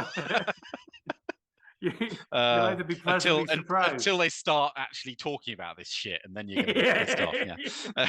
Expect this. As if you've listened to this episode, you go, okay, that's going to happen. And then if it doesn't happen, you're like, hey, I did get shot by a. You took something kind. You were nice. I did get shot by a fire-breathing eagle. So those are both fun. Magic armor is nothing to really write home about. No. There's a nice helmet, and helmets are often good because it's like a piece of armor that's in addition to all your other pieces. So that's what you can use to boost yourself up to a 1-up save. So it's not replacing a shield. It's not replacing a shield or your suit of heavy armor or things like that. This helmet allows you to re-roll armor saves as well, which is kind of nice. That's good. Yeah, so you'd have on a mounted character, you'd end up with a 1-up reroll. Anything that re-rolls anything to do with save, like anything magic, like save for a miscast, anything re-roll from a misfire, like the dwarf's gun. Yeah. Any re-roll thing is worth its weight in gold. Otherwise, the armor is actually kind of irritating in some ways. Like you've got, for example, there's a piece of armor that also gives you a 4-up ward save, but it's only light armor, so you feel a bit like. Sorry. So it's a 4-up armor save, but it's only light armor. No, it's a 4-up ward save. Oh, sorry, right. But it's only light armor. Okay. So you're missing out on having heavy armor. You get a 4-up ward save, so you feel a bit like I don't really want it because I kind of want the heavy armor and then get a ward save from somewhere else, and it's just a bit irritating that it's not quite what you want it to be. But if you get smashed by something strong, the ward save doesn't matter so much. It might be an okay one to have on a BSB on foot if you really want to do that. Yeah, that's a good point. Because you'll always have the 4-up save. Having said that, now might be a good time to say don't ever bring a elf BSB on foot. Okay, why is that? Your toughness 3, you have very little save. You've got 2 wounds, and you're going to die. I love how the answer to everything. If I go, why would you do that? Toughness 3. Well, just move on. Yes, toughness 3, you're going to die. It's a lot of points. It's you're going to give your enemy a BSB to sit in their points pile. It's just not worth it. If you want a BSB, put him on a horse. Give yourself the you can get 2-up saves and things with the Helm of Fortune, 2-up rerollable save with the Helm of Fortune, for example. And get him out of there quicker as well if you see get him out and about quicker. Yeah. So armor is not really what you come for. We're getting to the good stuff in a moment, trust me. Okay. Yeah. Talismans. The first one on that list is a really nice item because this is a great place to get a ward save from for your guy on a dragon. Right. because this gives you not only a 4-up ward save, it also allows you to re-roll your armor saves. Is this the Van Braces? This is the Van Braces of Defense. Yeah, it's expensive, but that is going to keep your Dragon Lord alive. 55 points. Yeah. What's that? 4-up ward save, and he may re-roll armor saves. Yeah. That's good, guys. 55. That should be more than 55. I'd argue that's not cheap is the right word. I know. Value for money. Yes, because elves get a discount on all their magic items. You think every other army that would be 75. 4-up ward save. 4-up ward save is 45 points, and a reroll arm saves is 25 points for every other army. In chaos, that would be 75 points. So for chaos or most people, it'd be 70, 75 points. Yeah. And high elves get it for 55. Yeah, really, really nice. And when you got a Dragon Lord, you'll combine that with his heavy armor. You'll probably give him an enchanted shield. It's a 3-up rerollable save with a 4-up ward save. It's pretty decent. Yeah. It's kind of like having regeneration in a way. Like the third armor save in a strange way. That third armor save. Yeah, you're just rolling so many dice. I hope keep rolling. Yeah, that's the dwarf way at least.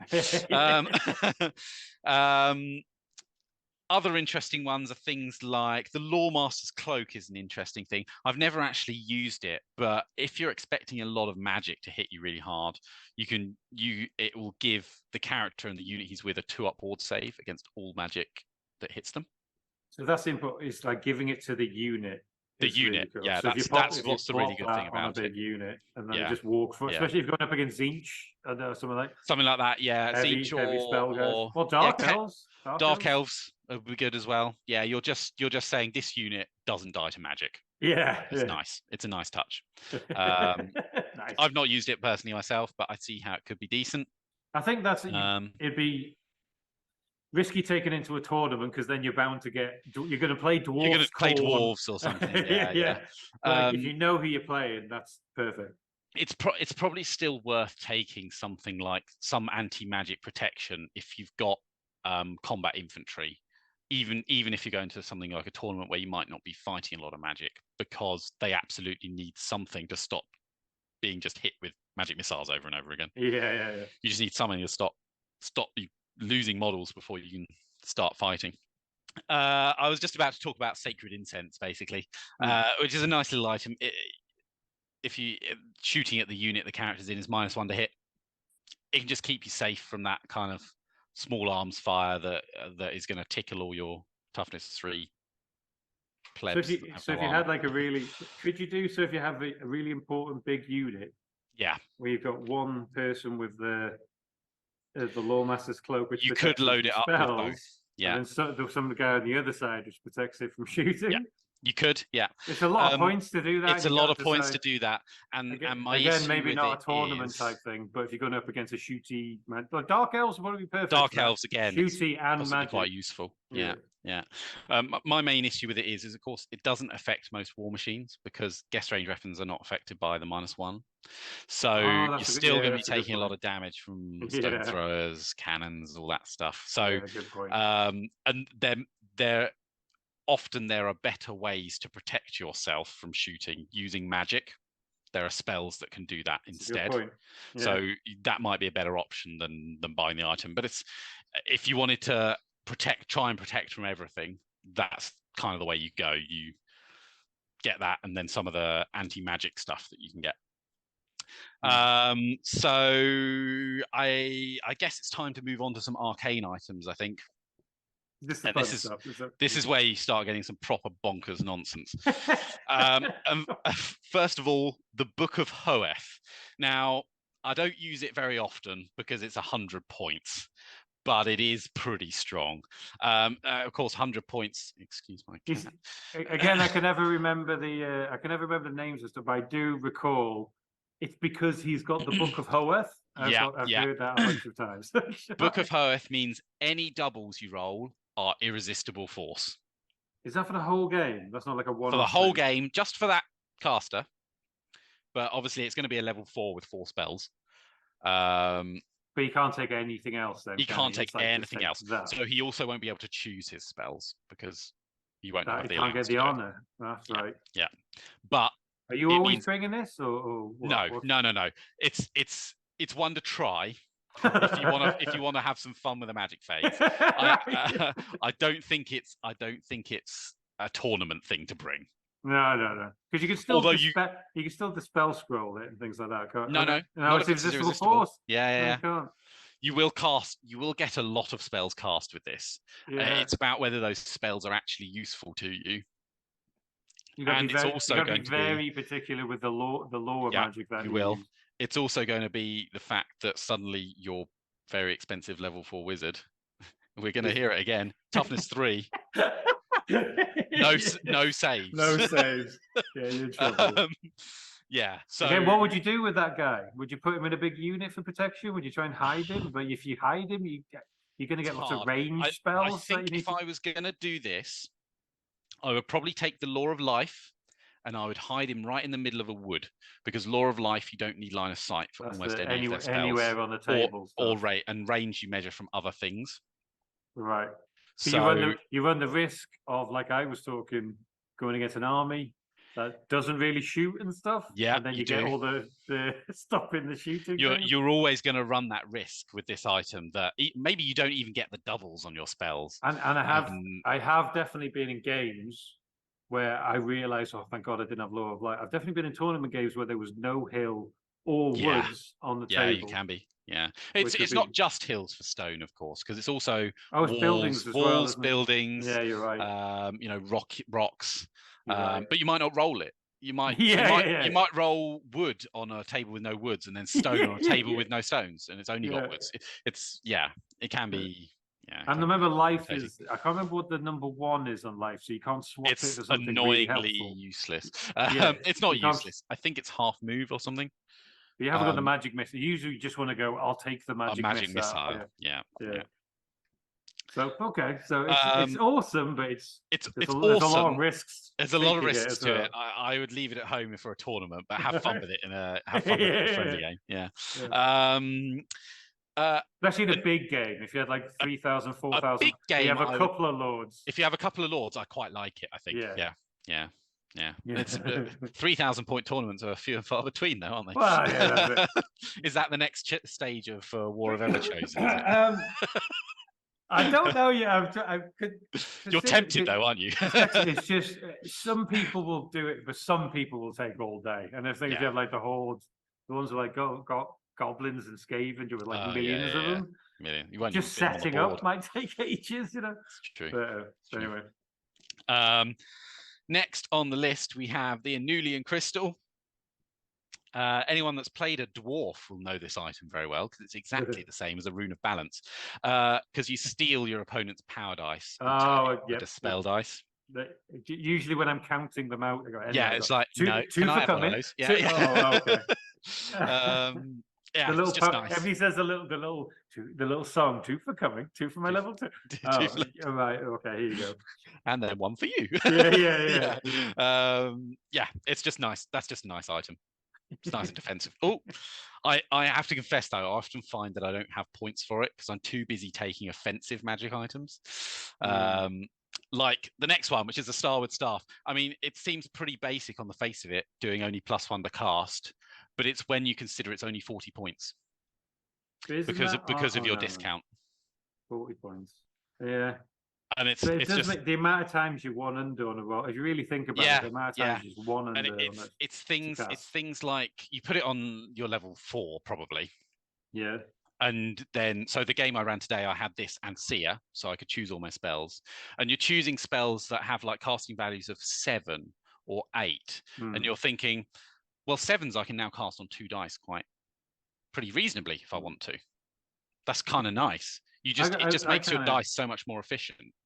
Those small spells. Those cast on 11 and 12 spells, I usually change into 1 because it's like usually the kind of. I rarely use them. You got to be so it's like they're often the kind of spell which is get within 6 inches and then the Lord disappears without any save. So it could be amazing, but I've got to get can be really strong, my 1 attack no save wizard. So often you just fail to cast them, though.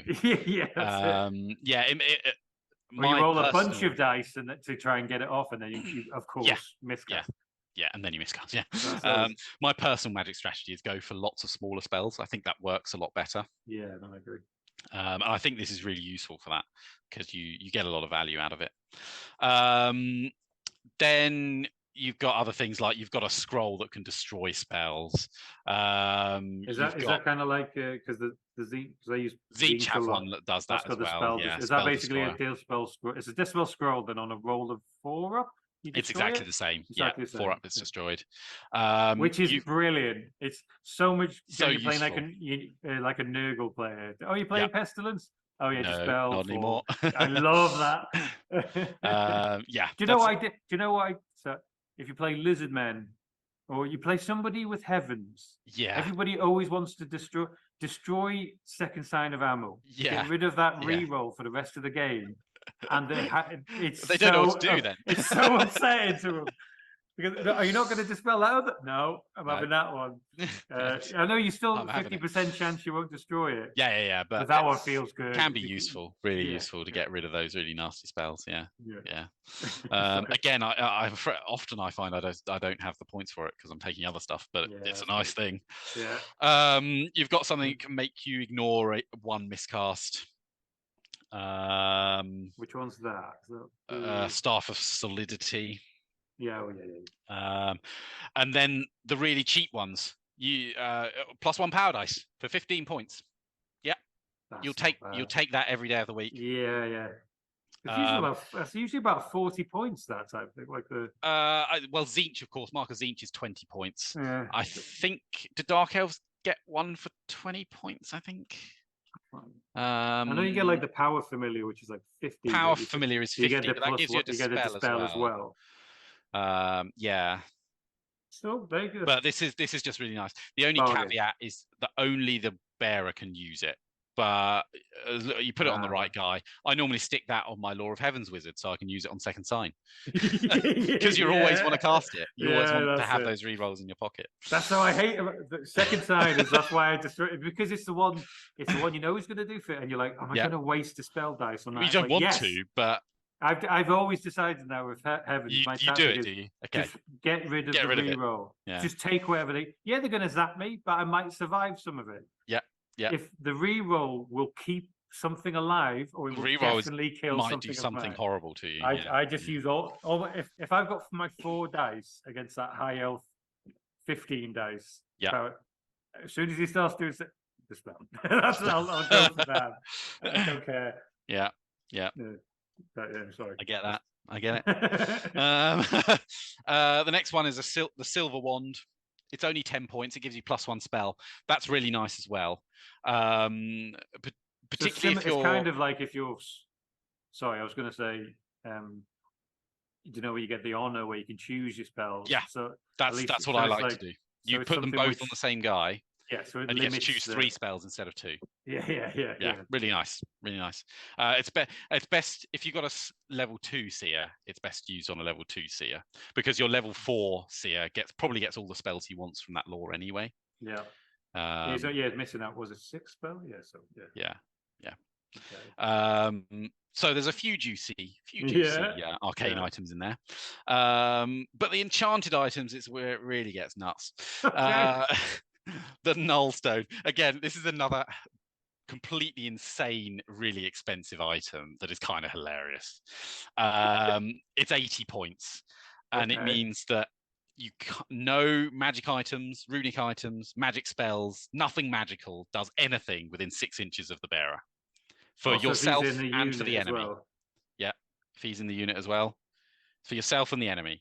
So you could put this on like a lord, for example, on an eagle, and then fly in behind that 2nd generation Slann right over there. Oh no! I'm sorry. How many points is that fat load of blubber you've got? Yeah. Oh no! Again, it's not the kind of thing you bring to a tournament. It just isn't. But hilarious. Hilarious if you kind of have an inkling of what's coming for you. In, like a Slann or someone else with lots of magic, maybe vampires, for example. Vampires, lots of magic. Yeah. Tomb Kings, maybe, were they getting this stuff in there? I don't know. Well, I suppose you get 4. You get different people doing it. doing those incantations. Yeah, there's a lot. Probably two keys. Yeah, there's a lot of people doing all of them. Yeah, so, that's the problem with them. Yeah, you want there to be one guy that's got all of the spells and all the power. Yeah, and then you just go right near and say nope. Yeah, hilarious. Lord of Change. I use Lord of Change a lot. Yeah, that would be good. Park yourself out of his charge range. And then just follow him around the battle. Yeah, I would.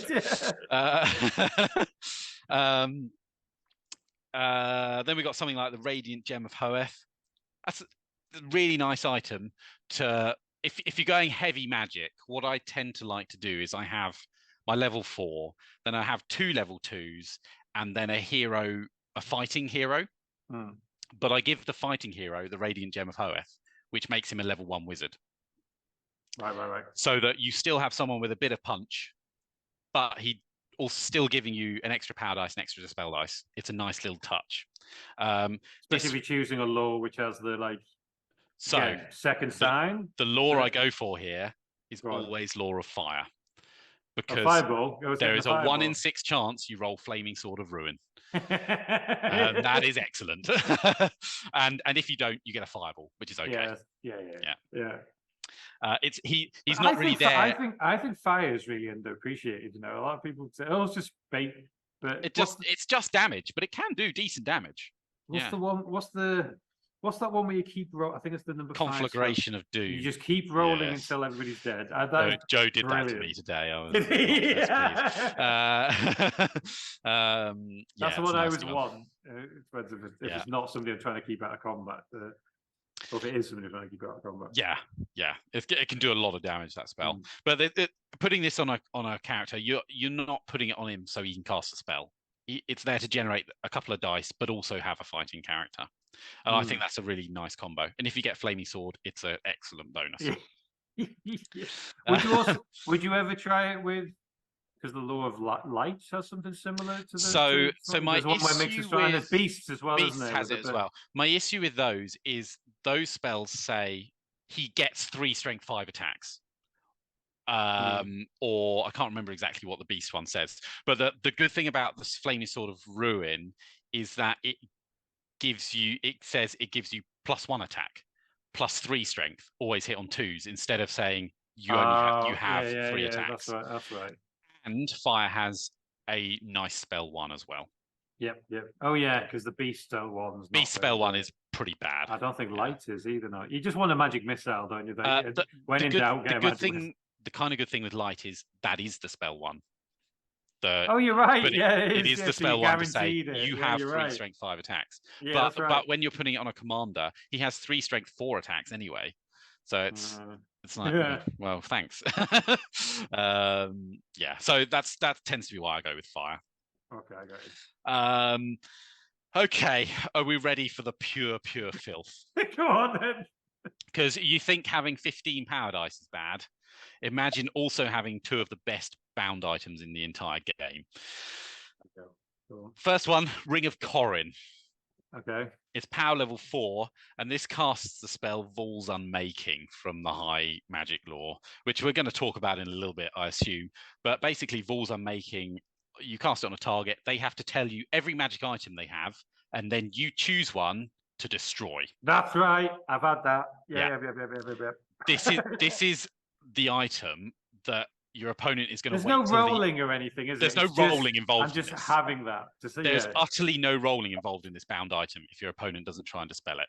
So this is the one where you wait to the end of turn 1 magic phase when your opponent has used all their dice. They're probably out of scrolls because you've nuked them with 15 power dice. You find their Lord level character and you go, Ring of Corrin. And they tell you, I've got an 80-point magic weapon. And you go, no, you don't. And then they start looking really sad. This isn't a one-off, is it? This is once. This is every turn. Every turn you can do this, and then from turn 2, 35 points. It's only 35 points. From turn 2 onwards, your opponent saves 2 dispel dice for this item. You're right. And then they can't dispel as many of your spells. Yeah. It's just pure filth. It's so much filth. I actually don't take this in outside of tournaments. because I think it's too unfun to say no, you don't get to play with your magic items anymore. Yeah, no, I went Zinch recently, and I was playing the High Elf, and I have what's the Zinch staff which lets you re-roll miscasts, basically. Staff of Change. Something like I think where you can just re-roll all my magic. It's a lot of points, and it's basically you're not going to miscast, so I can throw as many dice as I want. Unless the first use you irresistible force. I believe that happened to someone recently, didn't it, Dave? No, that happened to me in the second game. I don't. Oh, that was the second game, was it? So it got destroyed by the High Elf guy, and then the second one, turn one, I miscast, re-roll it, irresistible force. Burnt it out. It's burnt out. Yeah. But yeah, it's those probably kind of. Guess I don't have the best luck with this. Yeah. But it's exactly those kind of items that you just say no, you don't have it anymore. Or I would make that a one-off. That should be a one-off. The fact that you can do that every turn is really, it's really so good. horrible. My best use of this. Is that every? Sorry, but is that banners as well? Banners as well. Every magic item in the unit. Every magic item. What it doesn't affect is things like demonic gifts or honors, like things like honors, Bretonian virtues. I mean, plenty of armies have these kind of things. Ogre, big names. Wood elves get one, don't they? What are they called? Sprites. Like yeah, it doesn't affect things like that. Right. Okay. Just magic items, but that's good enough. Yeah. My best catch with this was a Dwarf Lord's magic armor. Because they're bowling balls. I can never move a fucking dwarf. You can't move him. So I destroyed his armor, and at that point, suddenly your dragon can kill that dwarf. Yeah. And yeah, so yeah, it is bonkers. And as I say, I don't take it outside of tournaments because I think it's too unfun. I think it's a bit unsporting to nuke all of the shiny things that your opponent. So you're saying you always take it to a tournament? Oh yeah, 100%. If you got a high elf, if you got a high elf army at a tournament, expect this to be. It's got that coming, yeah, definitely. As long as he's got a reasonable amount of magic. If he's got low magic for some weird reason, firstly, I don't quite know how he's planning on winning that tournament. But secondly, he might not have it. But in general, it's going to be there, and it's a power level 4, so you need to save 2 dice for it. It's a risky 1 dicer. But the High Elves have got the spell that can do that anyway. It just could be dispelled. Easy. Oh yeah, they have that. They have that as a spell, but it's hard to cast as a spell. But moving on to what level is that to go? I know it's a 12, I think. Yeah, 12. So is that the top spell? Is that the 6? It's spell 6. Yeah. Right. Yeah. But you could choose 35 points. Yeah, 35 points. That's horrible. It's dirt. Absolute dirt. But the next piece of dirt is the Ring of Fury. Here we go. It's another bound item. It's only 30 points. This one is at least only power level 3 and does or can burn out on a 1 if you roll a 1 after using it. Right. But it does the spell Fury of Cain, which is a magic missile, but it's a pretty good magic missile. It's 2d6 strength 4. So it's just a really good magic missile. It's essentially you can just how many times is this once per magic phase again? Once per magic phase, yeah. Every magic phase, as long as you don't burn it out, as long as you don't roll the 1 off. So essentially, right, let me get this straight. So after your 15 fucking power dice, yeah, you can then have 2 guys, one with the Ring of Corin and one with the Ring of Fury. Yeah. So essentially 2 new power spells. Yeah. 2 new spells, yeah. Oh, I hate them. Which are good spells. I mean, this spell from the Law of High Magic, that's cast on an 8. It's a standard magic missile, isn't it? Yeah. So it's easy to get. Oh God, that's rough. Yeah. Do you know what make for both of these ones? It's not that because they're both ridiculous. It's the once per. It's not the. Oh my fucking! Every army I choose with the bounce spell, it's once per game. Once per game. Once per game. Yeah. Once per magic phase. I just don't think those are worth it. The once per game ones. Half the time they just don't feel like they cut it. No, but sometimes it's usually the gotcha one, isn't it? But some armies it's your only choice in terms of having kind of. So I mean, if you're in a tournament, what you're going to look at is you're going to look at the enemy's power dice pool, and you're going to say, okay, they can cast. Maybe you think, they can cast 3 spells. They can cast 4 spells, and I can dispel 1 or 2. you've got to add 2 spells to that for these items. Yeah. You've always got to consider that those are going to be there. They can cast 2 more spells than you think they can because they've got these 2 items. What do you think? Again, there's certain what's it called? Something of thought. There's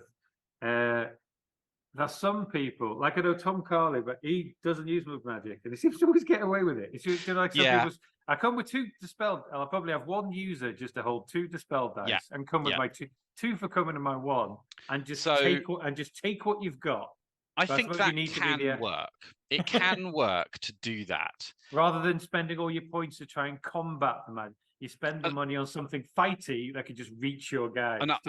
I actually think that works well because some of the in a tournament particularly, because some of the best armies from a meta perspective, like your wood elves, for example, don't actually have that much magic. They don't either. So if you're expecting to be at the upper end of the table, you're expecting to fight things like wood elves, which don't have much magic, so you don't need it. Yeah.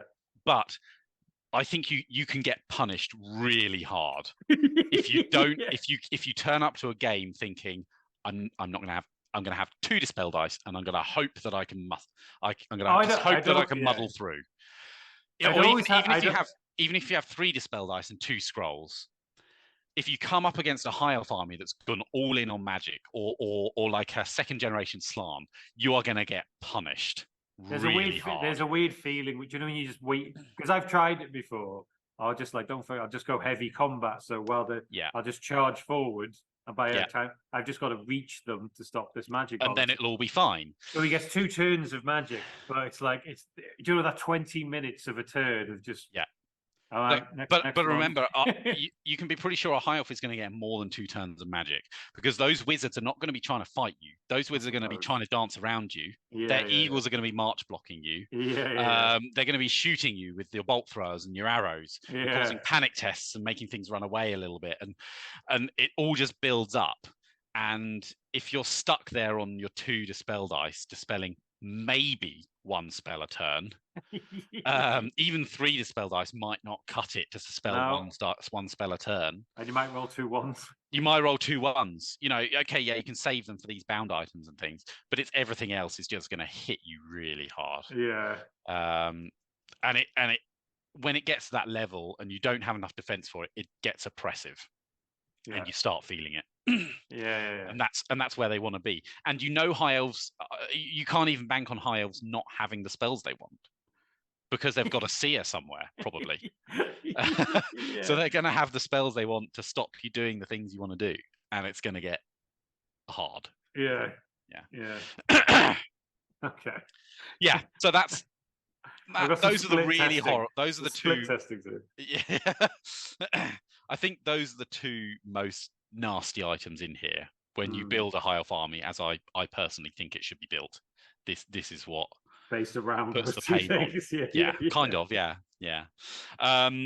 But we have a couple others that are really nice touches, and these are the ones that I like to put on unit champions. The first one is this Blessed Tome, and it means that all high elf units within 6 inches get +1 leadership. So when you put all that on a unit champion, it's 25 points, so you can do that. It's really hard for an opponent to remove that from you.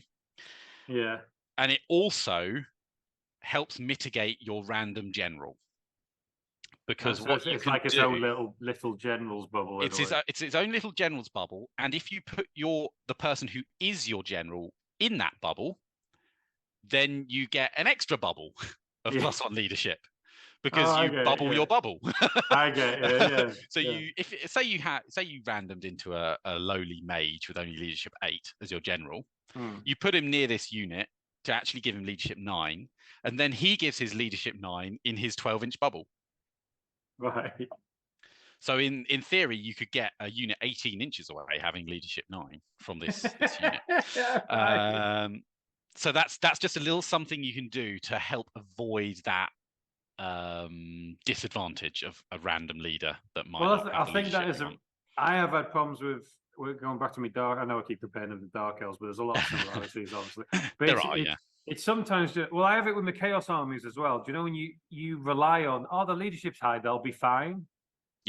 You know what the dice are like? That they actually dice can dice. So even 1 point of leadership is in fact when you get up to these kind of leaderships, your 8s and your 9s, each point of leadership is exponentially more beneficial than the one before.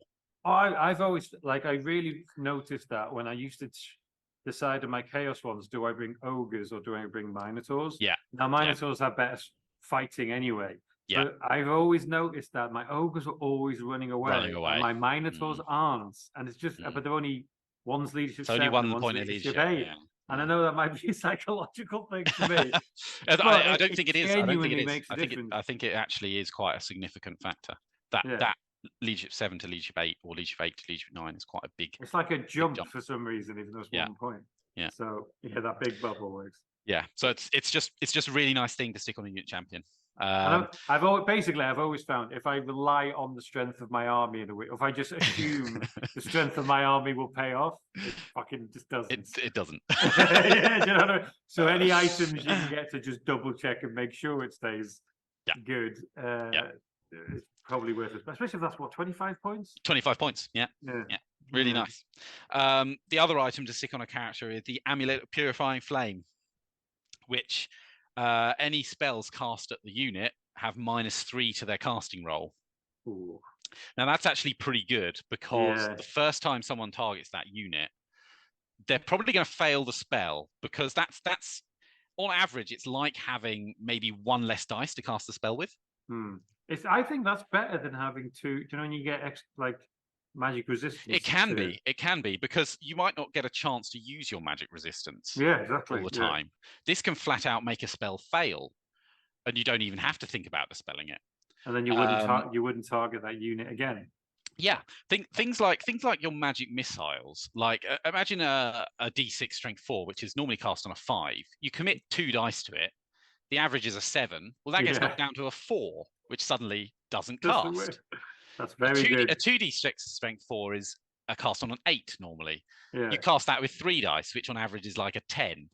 That goes down to a 7, which then doesn't cast. Again, the good thing about half of these ones is the fact that it keeps saying all the unit he's with. Yeah. So a lot of them, you kind of like, well, these are similar to ones I've seen which characters can have. Yeah. And that's why it's so good to stick them on a unit with champion. The unit. Yeah. Oh, putting that on a champion. Yeah. It's brilliant. That's brilliant. And it's 15 points. 15 points. Yeah, I don't see why you ever wouldn't, to be honest. On like your Dragon Princes or your Phoenix Guard, for example, might be nice. Weirdly, we've listened. I don't know, doing another podcast where we're talking about the best value point in the game, and I was arguing for things like the what's the Lizard Man one, which turns I think it's 15 points, and it turns your weapon poisoned and magical. Only because that has got me out of a lot of scrapes of spirit heist. Yeah, I get that. Yeah. For 15 points, for 15 points. This for 15 is really nice. Really nice. Because as you say, if you were doing that and I was using, I would see. Let's call it your Eternal Guard. Let's give them some fun. Yeah. You bring them forward with them. I cast something on them. I wouldn't bother casting anything on them again. No, it's kind of protected them for the whole game. Because when you think, I want to cast another magic missile on them, well, I have to commit an extra dice to it. Yeah. Well, even with 3, I've still got to roll high. Yeah, with a level 2, you might not be able to commit an extra dice. Yeah. So you think again that it's the 2d6 strength 4 standard magic missile type spell cast on an 8. You can't with a level 2. You can't roll 4 dice. You have to roll 3, and that suddenly with that item, there's a decent chance you don't even cast it. And it's just such an excellent deterrent. -3 for 15 points is amazing. Yeah. Well, I'm hating them more and more. I know. High Elves actually. I know a lot of the stuff we're talking about is we're talking about like how good they are at casting magic. They are actually, although they are very good at casting magic, they are even better at stopping magic. Yeah. And we're going to see that when we talk about their magic, assuming we're not running out of time. But first, we've got some magic banners that are also wonderful. First of all, the battle banner. Now, this is a rare one to see, but if you get hit with it, you don't forget it, because it gives you plus D6 to your combat resolution. And that's 80 points, so you can only stick it on a BSB. But plus D6 combat resolution is it's crazy, isn't it? Bear in mind, you think you could also have a war banner on the unit as well as the BSB with this. So you kind of, even if you kind of, if I just get +3, I wouldn't be too miserable about that point spell. No, point okay, cost. okay. So I got you're feeling the points cost is too much. Don't forget, you've probably cast Second Sign of the Mull this turn. You're a monster. And suddenly you're looking at a re-rollable D6. And now you're really in the money. Yeah.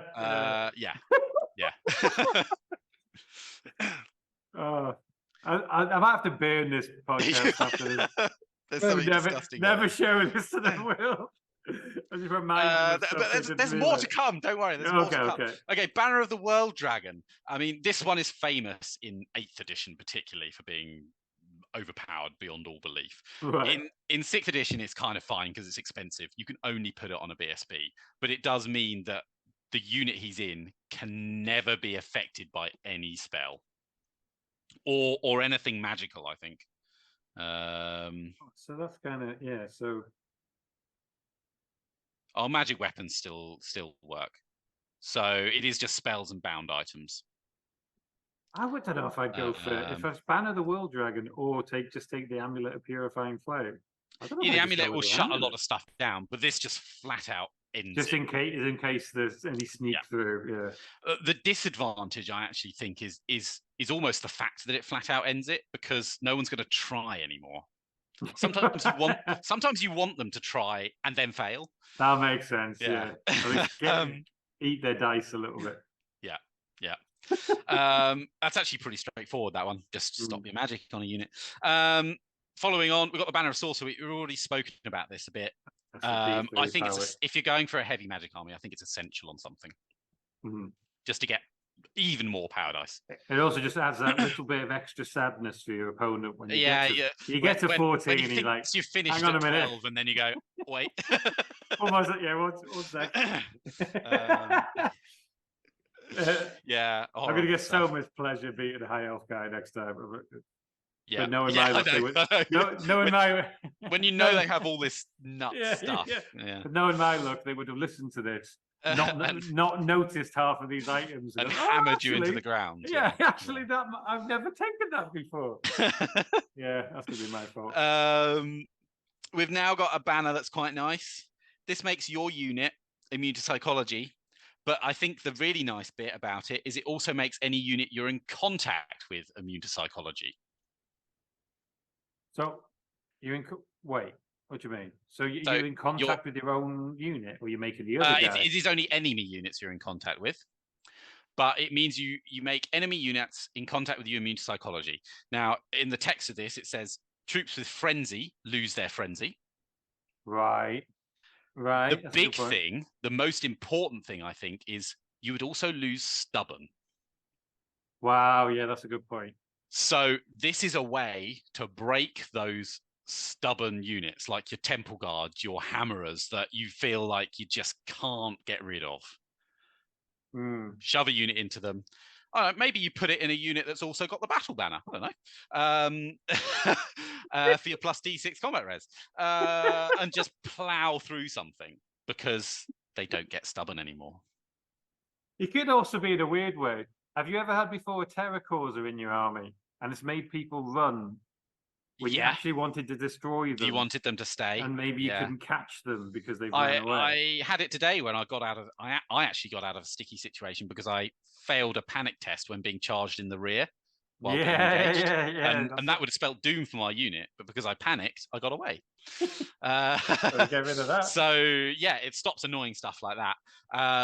It will sometimes you want them to fail the panic test and things, so it will stop that happening, which can be a bit annoying. But pick your targets, isn't it? You know what's going to happen. Yeah, you gotta use with care. Yeah. But if used with care, you can cause someone a lot of headaches. They're not going to be best pleased when you tell them that they're no longer stubborn. we got a Banner of Arcane Protection. It gives you magic resistance 2. Does funny stuff to undead and demons. Is it still worth taking, even though you're not going to? Because there's certain things. Yeah, I'm sure there's certain spells I've got with certain people, which is like, this only works on it, or this doesn't work on undead. Or yeah. So for example, this item I took in the game I had today on my Phoenix Guard to give them magic protection. I wasn't fighting undead or demons, but I thought it's worth it for the magic resistance, in my opinion. Sometimes, yeah. But it's a pretty standard thing. Lion standard, immune to fear and terror. But the last one is also an excellent item, the Banner of Illyrian. So this is one I like to put on Silver Helms, because one unit of Silver Helms can have a magic banner, and you treat difficult ground as open ground. So all those forests that your opponent thinks are blocking your charges, all those marshes or rocky ground, fences, rivers, everything like that your opponent thinks, he can't charge me, it's too far away. So it's absolutely anything which is difficult. Anything. Any difficult ground is open ground. Your opponent's going to think you're too far away because you have to take that movement penalty, but really you're not. And you still have to see them, though, right? You still have to see them. So you can charge through like a woods and stuff. You can't charge from one side of a wood to another. No. Yeah. You have to be in the wood. And if you're in the wood, they probably know it already exists. But what I find is nice is where you'd need to clip a wood.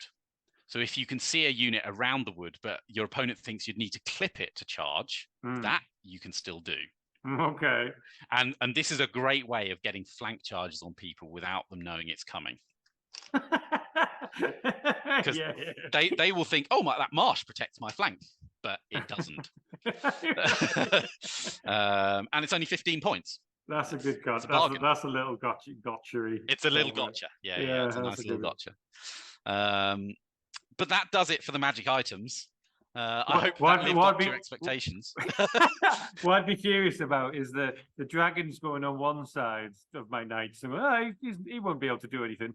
Yeah. And allow some knights to go into the other side of the marsh. I'm like, that'll be protected. But then I get a bolt thrower from one side, and then I get charged. Side, knights on the other.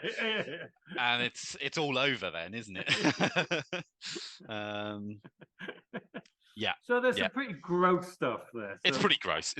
And don't forget, as I mentioned earlier, all these are cheaper than you would expect from other armies.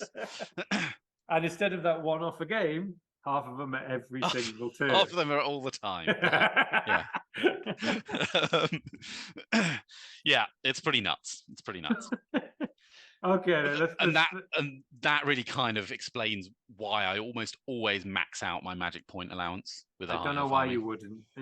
I'd rather do. I've always come to the conclusion that rather than trying to sneak another unit, or that might not make that much of a difference, or make a unit bigger, tanks and stuff out, it just makes more of a difference on the game overall. It can do, yeah, absolutely. All right, let's wrap it up with the high magic spells then. Magic. So just to reiterate, they can take every law. They can take all 8 of the standard laws, or they can take high magic. They can choose. All of the elf wizards can choose. And sorry, I was just going to say before we get into that, do you never take high elf? Do you always choose any of the laws, or do you always kind of have one or two? It definitely depends. Keep some high depends. Magic guys. High magic has a lot of useful spells. It is very useful, but it does depend. I would probably shy away from high magic if my opponent was light on magic themselves. Right, like drain magic as a fit. Because if you roll the spell, you get things like drain magic, which we're going to speak about probably right now. Oh, there you go. Because if you take high magic, you get a free spell in addition to all your other spells. So you just always have it. You always have it. So your level 2 will have 2 spells from the Law of High Magic plus drain magic. Right. Okay. Your level 4 will have 4 spells plus drain magic, and it's one of those spells that you can cast at 3 levels. A 5+, a 7+, or a 9+. But what it does, you cast it on an enemy wizard, and any spells that they cast, they have to completely discard all 6s, 5s and 6s, or 4 5s and 6s, depending on what level you cast it at. So even at the first level, the first thing you might notice is they can't irresistible force. Irresistible force, yeah. I personally think this is best used at the second level. But if the enemy is this aimed at a single wizard in it? It's not a single wizard, army, a single wizard, yeah. But if your opponent is relying on magic a lot, like a Slann or a Lord of Change, or maybe another High Elf or Dark Elf army, something like that, this is an excellent spell to stick on the level 4 wizard they probably have. Vampires, yeah. You know, vampires could be kind of Skaven. Yeah, vampires could be kind of brutal in a way, because you could take all your wizards with high magic and put drain magic on all their wizards.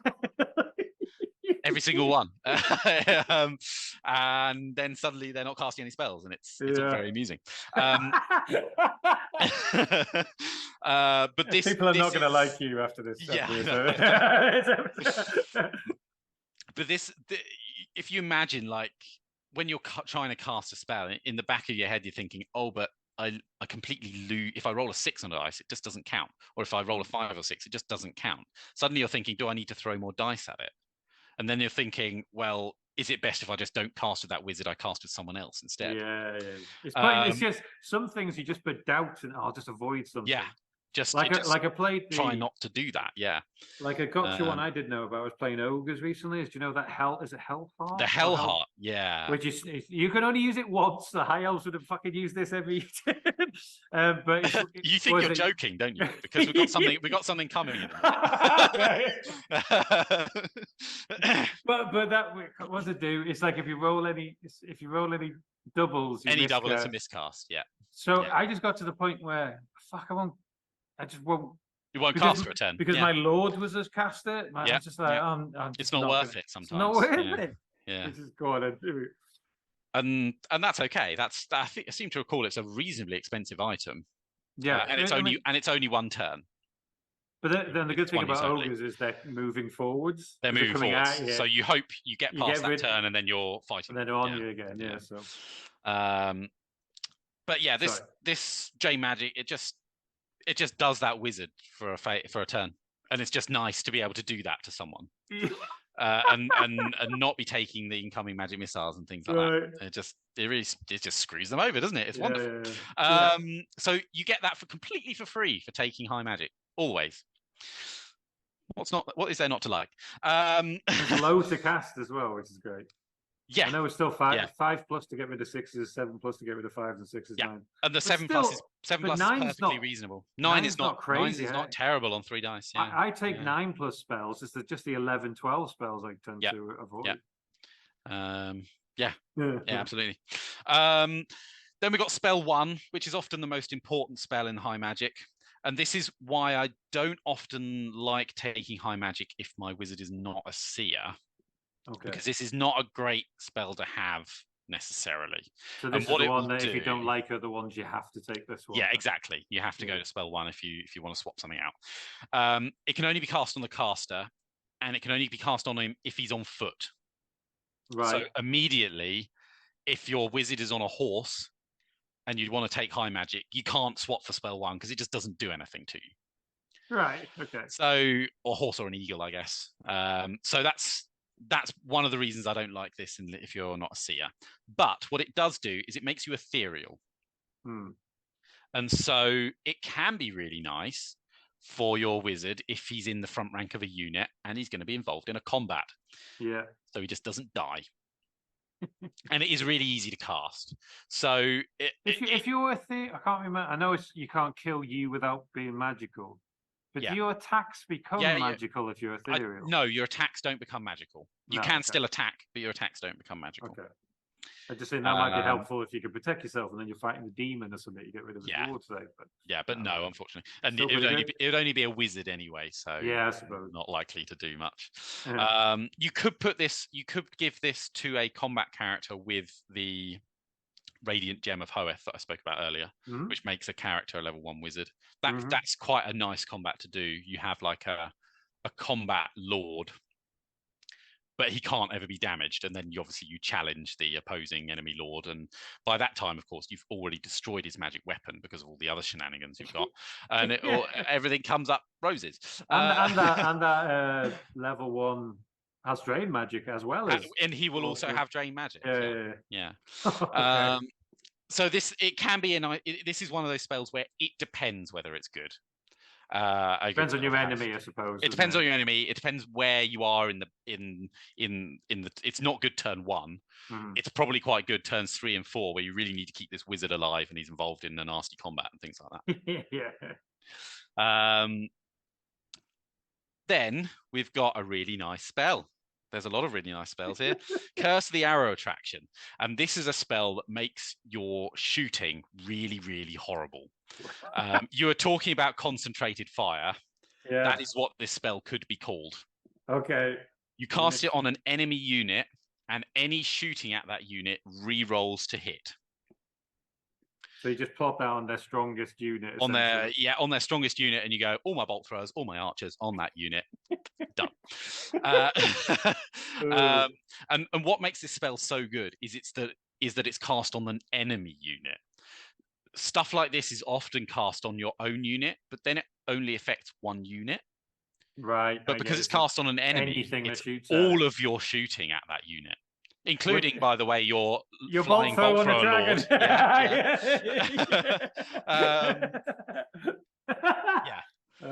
Okay. You're getting the hang of this. Like,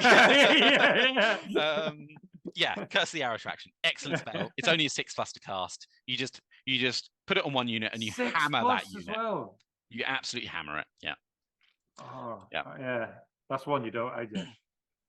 I was going to say, that one doesn't even matter what enemy you've got. No, it doesn't really. It doesn't really. All that matters is you have shooting. Yeah. Because my brain did go, oh, that'd be great against these, but then you're like, it'd be great against everybody. It'd be great against everybody. Because I'm the one shooting. Yeah. And repeater bolt throwers are just good against most targets. So. And most spells like that are the opposite. It's protecting you from shooting. Yeah. So you're kind of like, oh, but that'll be rubbish if I'm going up an army which isn't a shooty one. This just works with bloody everybody. Absolutely. And it's 6 to go off. And because it's so nasty, this is one that your opponent very commonly absolutely wants to dispel. Do you ever? Here's a question for you. Do you know with your 2 bound guys? So obviously, the first time you do it to surprise. What's the word? It's the gotcha at the end of the. Yeah. Do you ever then? A lot of people start doing their bound spells first before their spells. Yeah, do you know what I mean? Usually, you know it's coming. It depends. It depends how much I want them to go off. Yeah. Because so firstly, I will never do my Ring of Fury before my second sign. Good point. Because I will use my re-roll to re-roll the 1 if I burn it out. Yeah. To stop it burning out. Yeah. I will also use re-rolls from that to improve the number of hits on the magic missile. I get you. Yeah. I would never use that before the second sign. But if I want them to go off, I will usually use them last, and I will try and use my other spells to absorb their dispel dice. I will try and be casting things like the Curse of the Arrow Attraction. They really don't want to happen. So they're forced to use their dice on that instead. Yeah. And either they've forgotten I have a bound item, or they think that some of my other spells are more dangerous to them. I think sometimes when you do the 15, 16 dice thing, once you kind of exhausted once you get to 12, 30, you forget. You do forget that you forget that there's bound items sometimes. I need to start. You need to sometimes. I feel like fucking. I should have the printed off everybody else's spells, so I can be every game. I could have a quick look at what their fucking spells are. Have a look at what they are. Yeah. Sometimes you need that, especially when your opponent just goes, "I'm going to cast Walk Between Worlds again," and my brain just goes, "No, you got to tell." I like the nickname spell because instead of green fire, I always say I'm going to stop hitting yourself. I'm going to stop hitting yourself. Yeah, because I get it. Yeah. That's what we all call spells like. Yeah. There are so many spells called D6 Strength 4 magic missiles. But on the other hand, the flip side of that, of course, is if I really want Curse of the Arrow Attraction, I'll trigger my Ring of Corin first, so that your enemy uses their dice on it, and then you get your curse. It depends exactly what the thing you want most is that turn, and often you'll get what it is. You get one of them for sure. You're gonna get one of them. You're not gonna moan either way. Yeah. So that's a great spell. The next one is also fantastic, and in fact, I found out today it's even better than I thought it was. So you remember that Hellheart you were talking about? Yeah. This is Fortune is Fickle. And so this, you put it on an enemy wizard. Any doubles they roll are a miscast. It also remains in play. Oh, remains in play. I think that's the Hellheart. I think is your entire art. So my entire army. I think it is the entire army. And this one is picking one person, but this one stays in play. But this is better than the Hellheart in one way, which I have to confess I did only discover today. Okay. So it remains in play, so it carries on. It also means any doubles when attempting to dispel will fail. Right, yeah, that's good. So you can just keep it running. You can try to dispel it. They're trying to dispel it, and suddenly they roll a double on it, and it's like, it's not dispelled then. Everything else they're trying to dispel, you roll a double on it, suddenly it's not dispelled again. Yeah. You can cast this. You got 15 power dice. You got these 2 bound items. Cast this as your first spell on someone. If you don't have anything else to cast with him, because it remains in play, you don't want to turn it off by accident. Yeah. You don't have anything else you want to cast with him. Cast it as your first spell. Everything else they cast in that magic phase will be so much harder to dispel because any doubles they roll will automatically fail it. And that's just horrible. It's horrible. Yeah. And it's only cast on a 7. 7 up. Yeah. Because you do it on 2 dice. Between these 2 spells, your Drain Magic and your Fortune is Fickle, if you have both of those on one character, you can almost guarantee that you shut down one big wizard somehow between one of those spells. And if you think about it, Drain Magic, Walk Between Worlds, those first 4 spells, and you've got 15 power dice. Yeah. You could get all of them off if you roll 2 dice. All of these are 2 dice spells so far. Yeah. And maybe we'd roll 3 and Fortune is Fickle, but I'd feel good about myself rolling 2 dice for the Curse of the Arrow. Fortune is Fickle. It depends whether you really want it cast or you're trying to soak up the spell dice, or it depends, that one. You might just really want it and 3 dice it for the big numbers. And now I know because occasionally, so I say I play my Fimmer with Lizardmen rules now. I only just discovered what's the spawning, which give you a dispel dice for every unit you've got. You can push that. Mate, I'm gonna pile those up in the case that I might get High Elves. Even if I don't, even if I don't in the tournament, I'll just feel good about myself that I protected myself from it. You might need to read up the rules on Sacred Hosts, where every unit gets the sacred spawning. Yeah. Okay. even the skinks. Oh, do they? Now you're talking. Yeah. Just like two casting spells, and I'll just get second side of our rule. Everything else is just 19 spell dice. Yeah. Even better, I think you actually probably want the Diadem of Power as well, so you can turn your power dice into dispel dice instead of using them as power dice. Oh, that's a good point. There's no rule against it. I don't think. Have you ever come up against somebody with more than 2 dispel scrolls? I would never do it because there's no rule against it. High Elves, they're 20 points. You can put 5 of them on a Lord if you wanted. Yeah. I'm not doing it. I'm not saying anybody does it. No. Well, but I hate dispel. I'd rather not be. But I always say I hate dispel scrolls, and I hope they weren't in the game until I play somebody like High Elves. I mean, I don't like the spell scrolls that much either. People that know me will know that I don't take dispel scrolls unless I'm dwarves, which I think is fine. Of course, you got it. Or that's also like lore friendly, so it could be as if that's it's kind of okay with dwarves. Or I'll take it if I'm running a tournament army that's purposefully low magic. Yeah. I won't ever bring a scroll to a friendly game, whether I've gone low magic or not. I won't do it. It's not. If someone pay points on your magic, do it. It's always one of those because it's still got rolls. It's always like, do you know when you've done the whole game preparing for this one spell to get off, and then it's like, I would win this battle if this goes up to spell scroll.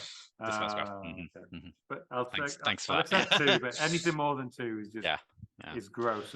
But when you're hearing this, I can understand why you might want some. I would never do it. Like hearing this, I could feel a couple of people listening going, All right, I'll do it. Yeah, I'll be the bad guy. I'll take those. If this guy's coming with all this shit, I'll be the bad guy.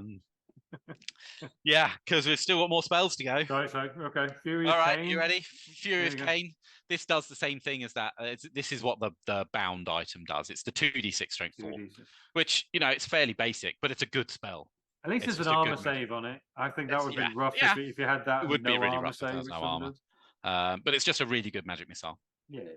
It's 24 inches as well. Sometimes with 24 inch, with it like the Zinch's one, you got the 2d6. It goes down to short range, which is annoying, but keeping it at 24, that's always good. It's just a decent spell, that one. And again, if you got something like your +1 to cast staff on the guy, because that's not a bad thing to have, you could 2 dice this. I was going to say, if it was me, I'd be casting that. Well, depending on what, casting that first is just the get rid of your dispel dice spell. Do you know what I mean? I could irresistible force it, and then kind of like, here it comes. The juicy stuff is the stuff that doesn't do damage sometimes. Exactly. So I'm saying, so you cast that first, and your guy playing is just going, I don't want fucking 2d6 strength 4, and then I'll go for it. I've come to the conclusion sometimes with magic missiles is just let them go. If you've got a lot of dice, let the magic missile go and just take it. I tend to let the d6s go. The 1d6s go. 2d6s. I think 2d6s is a quality spell. I think that's a decent spell, but because they're a hard decision to want to let go, because you could take a lot of damage from them. But they're harder to dispel, so you have to throw 3 dice at it to get rid of it. But if 1d6, I do, especially if it depends how much of a pile of power dice you see, you know what I mean? But usually the magic missile, I'll be like, I'll take it. And plus, you think if you like chaos, or you like armored chaos, you should be able to. You should be all right. Yeah. You should save some of them, or they'll whiff a couple. You'll kill a couple, and you'll save. You'd expect to take maybe 1, maybe 2 if you're like a heavily armored, decent toughness. Maybe think I might. If I'm definitely not going to take a panic test, if all of them go through. Fine. Yeah. Okay. Flames of the Phoenix. Flames of the Phoenix. I mean, this is what I would call a nuke spell. It is hard to cast, but the important thing is it does damage to every model in a unit. That counts as the characters in this, so it's not like shooting. It will do characters and champions separately, so they will get hit separately. So it's cast on every enemy unit, or just one enemy unit. But every model in that unit starts at strength 3. Now this is a remains in play spell. It starts at strength 3. Okay. Right. If it's still around at the start of the next player's magic phase, it's strength 4. It's strength 4. Still every model in the unit. If somebody's made that mistake of having a big unit with a lord in it, a wizard in it, and a BSB in it, maybe. Can you do that? Well, I think so. You can, many you can. You're in trouble. If it's still around in the next start of the magic phase, strength 5. I've never seen it get past strength 5, because by that point the unit you are attacking is dead. And that would have been you'd have to go every single turn without dispelling it as well. Yeah. But it is if you get it cast, it is actually quite hard to dispel, because it's an 11. It's like Pestilence. Do you know Pestilence and Nurgle? It's not, you can dispel it, but it's so high. It's such a high value. You're wasting dispel dice. You need to commit a lot of dice to do it. While he's zapping so while they're trying to get rid of that, you're zapping him with Furious Cane, you're zapping him with. Yeah. This is the spell that you need to scroll when it's cast. I got you. Because otherwise you're going to struggle to get rid of it in a decent way. And it's going to absolutely blow up. It's just going to get worse. It just gets worse. It's if anyone that's been hit by Curse of Years is very similar to this. Anyone that's been hit by Curse of Years knows how this feels. Especially if you're a toughness 3 army, like if this is best used. 3 is going to make a difference. This is best used against your undead, your big blocks of skeletons, or Skaven or goblins. But even higher toughness stuff. It's every model, so you take damage, and when it becomes strength 4, and then you're really taking damage. And if you're doing a big unit, you're rolling enough dice. You're rolling enough dice. You're going to roll 5s and 6s. Yeah, that's rough. It's a strong spell. Yeah, it's a strong spell. It's the getting. It's like you're right. you can dispel scroll a remains in play? No. I don't think I've ever done that. You can't scroll it after it's been cast. Right. Okay. So when you dispel something in your own magic phase, or a remains in play spell, this is in your own magic phase or in subsequent dispel phases, you can't use scrolls for that.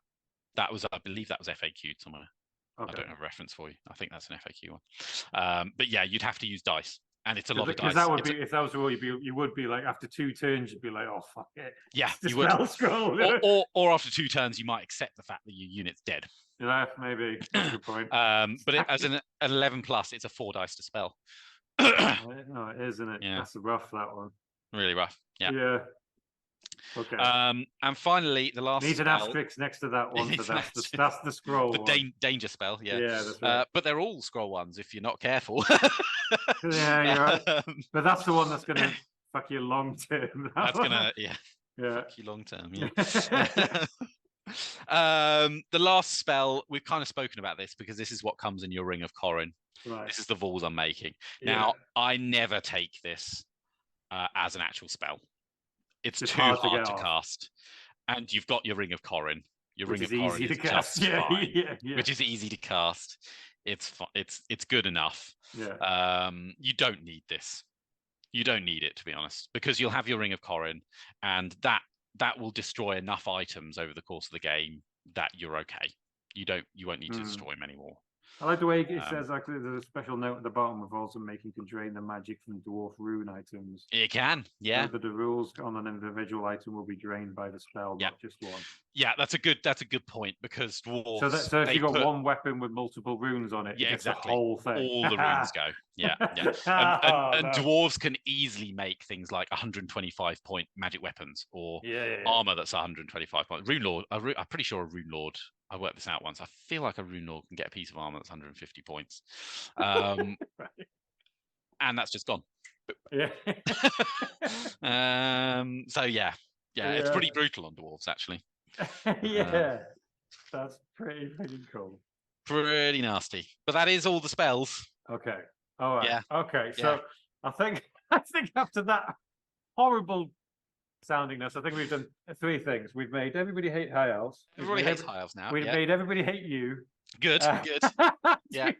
And we've made everybody hate themselves for having to play High Elves occasionally. But no, I think to be fair, because it sounds so amazing, but which sounds surprising to me now, I've absolutely hammered High Elf players before. Yeah. With certain armies. So it does take a good general.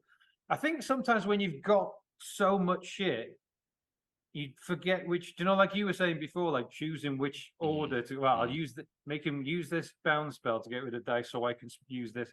I think if they haven't got that nailed down, they're just trying to roll stuff. Stuff's not going to go off. You're going to miscast stuff. Stuff's going to.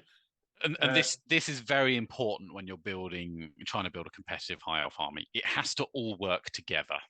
Yeah, right. It's gotta all click together. You've got to make sure that you've got a decent magic phase, but you've got a lot of magic, because you need those spells to make your units work, to make it so that they don't just die when they get hit by something in combat. All of your models are expensive, so you don't get that much in an army. So you have to make sure. Not a lot of chaff. Not a lot. There's no chaff. Eagles are chaffy. But still, if that's your chaff, that's not. That's really, your chaff. It's you need, eagles are useful, so you don't want to chaff them all. Use them as chaff always. But most armies have. Right, I'll sacrifice these things. Yeah, you don't have that so much because it is expensive, and you need it to work together. Otherwise, it's not going to work at all. And that's the trick: is getting your list to work together, both as a concept overall, as the strategy, and then being able to use that on the battlefield. There's also like there's something to being spoiled for choice.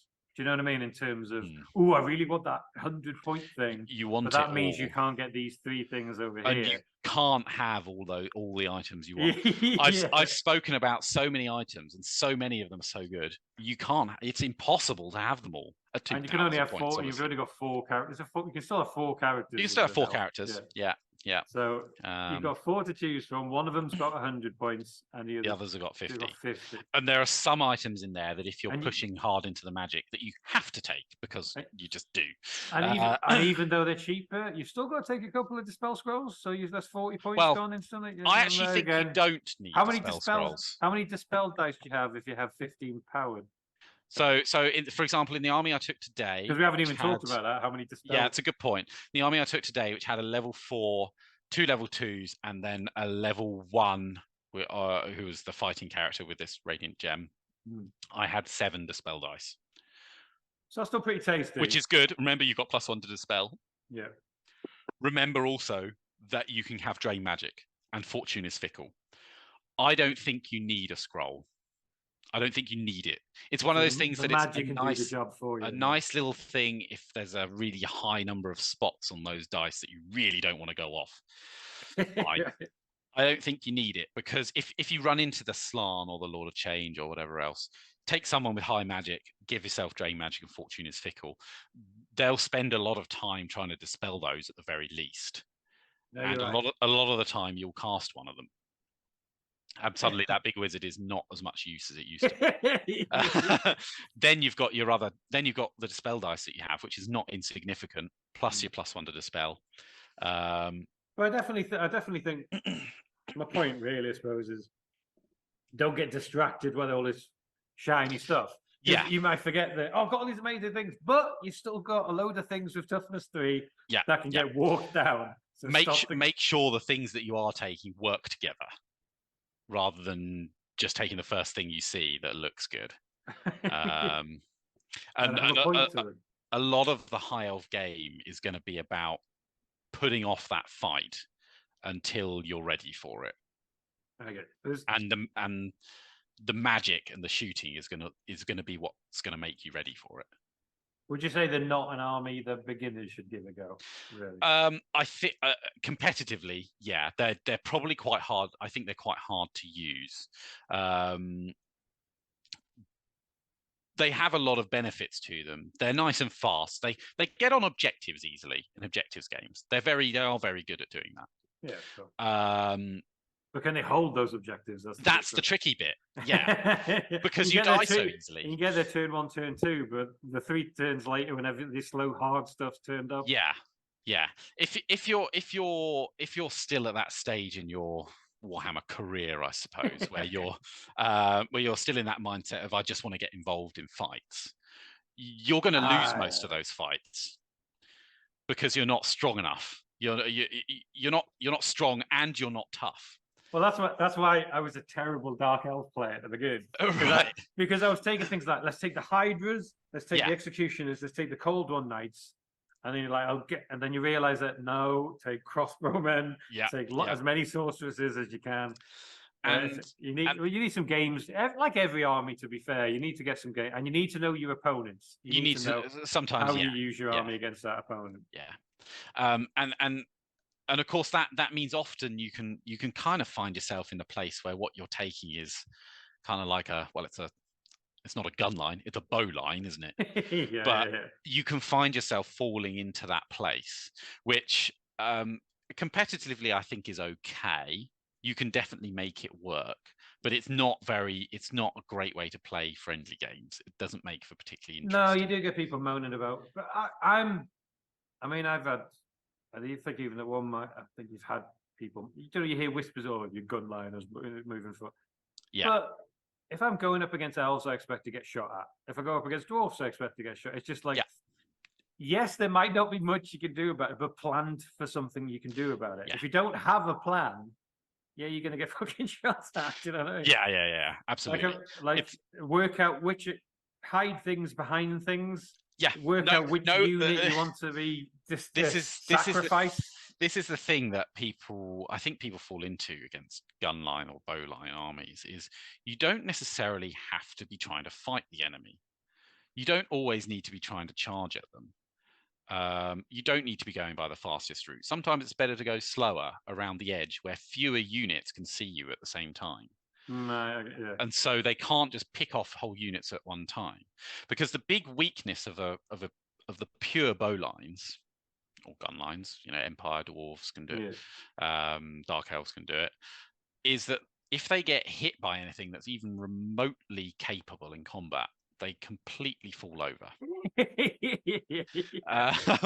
So if you can even just get there with like maybe a couple of ogres, dwarves could maybe hold their own. Dwarves is a bit of an exception, but dwarves, unlike the others, lack a magic phase, and that's partly what makes the High Elf and Dark Elf and Empire ones, I think, better than a dwarf one. I don't think a dwarf gun line is very good at all.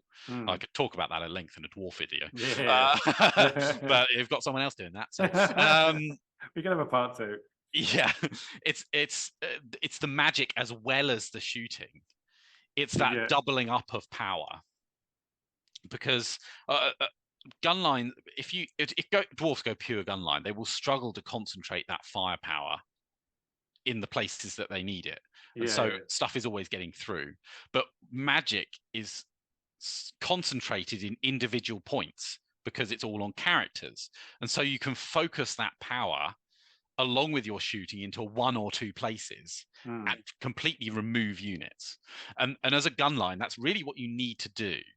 If you can't remove a unit, if there's even a few models in that unit that get to you, they're going to kill what you've got, because all you've got is archers. Usually in one line. Usually in one line. Usually in one line.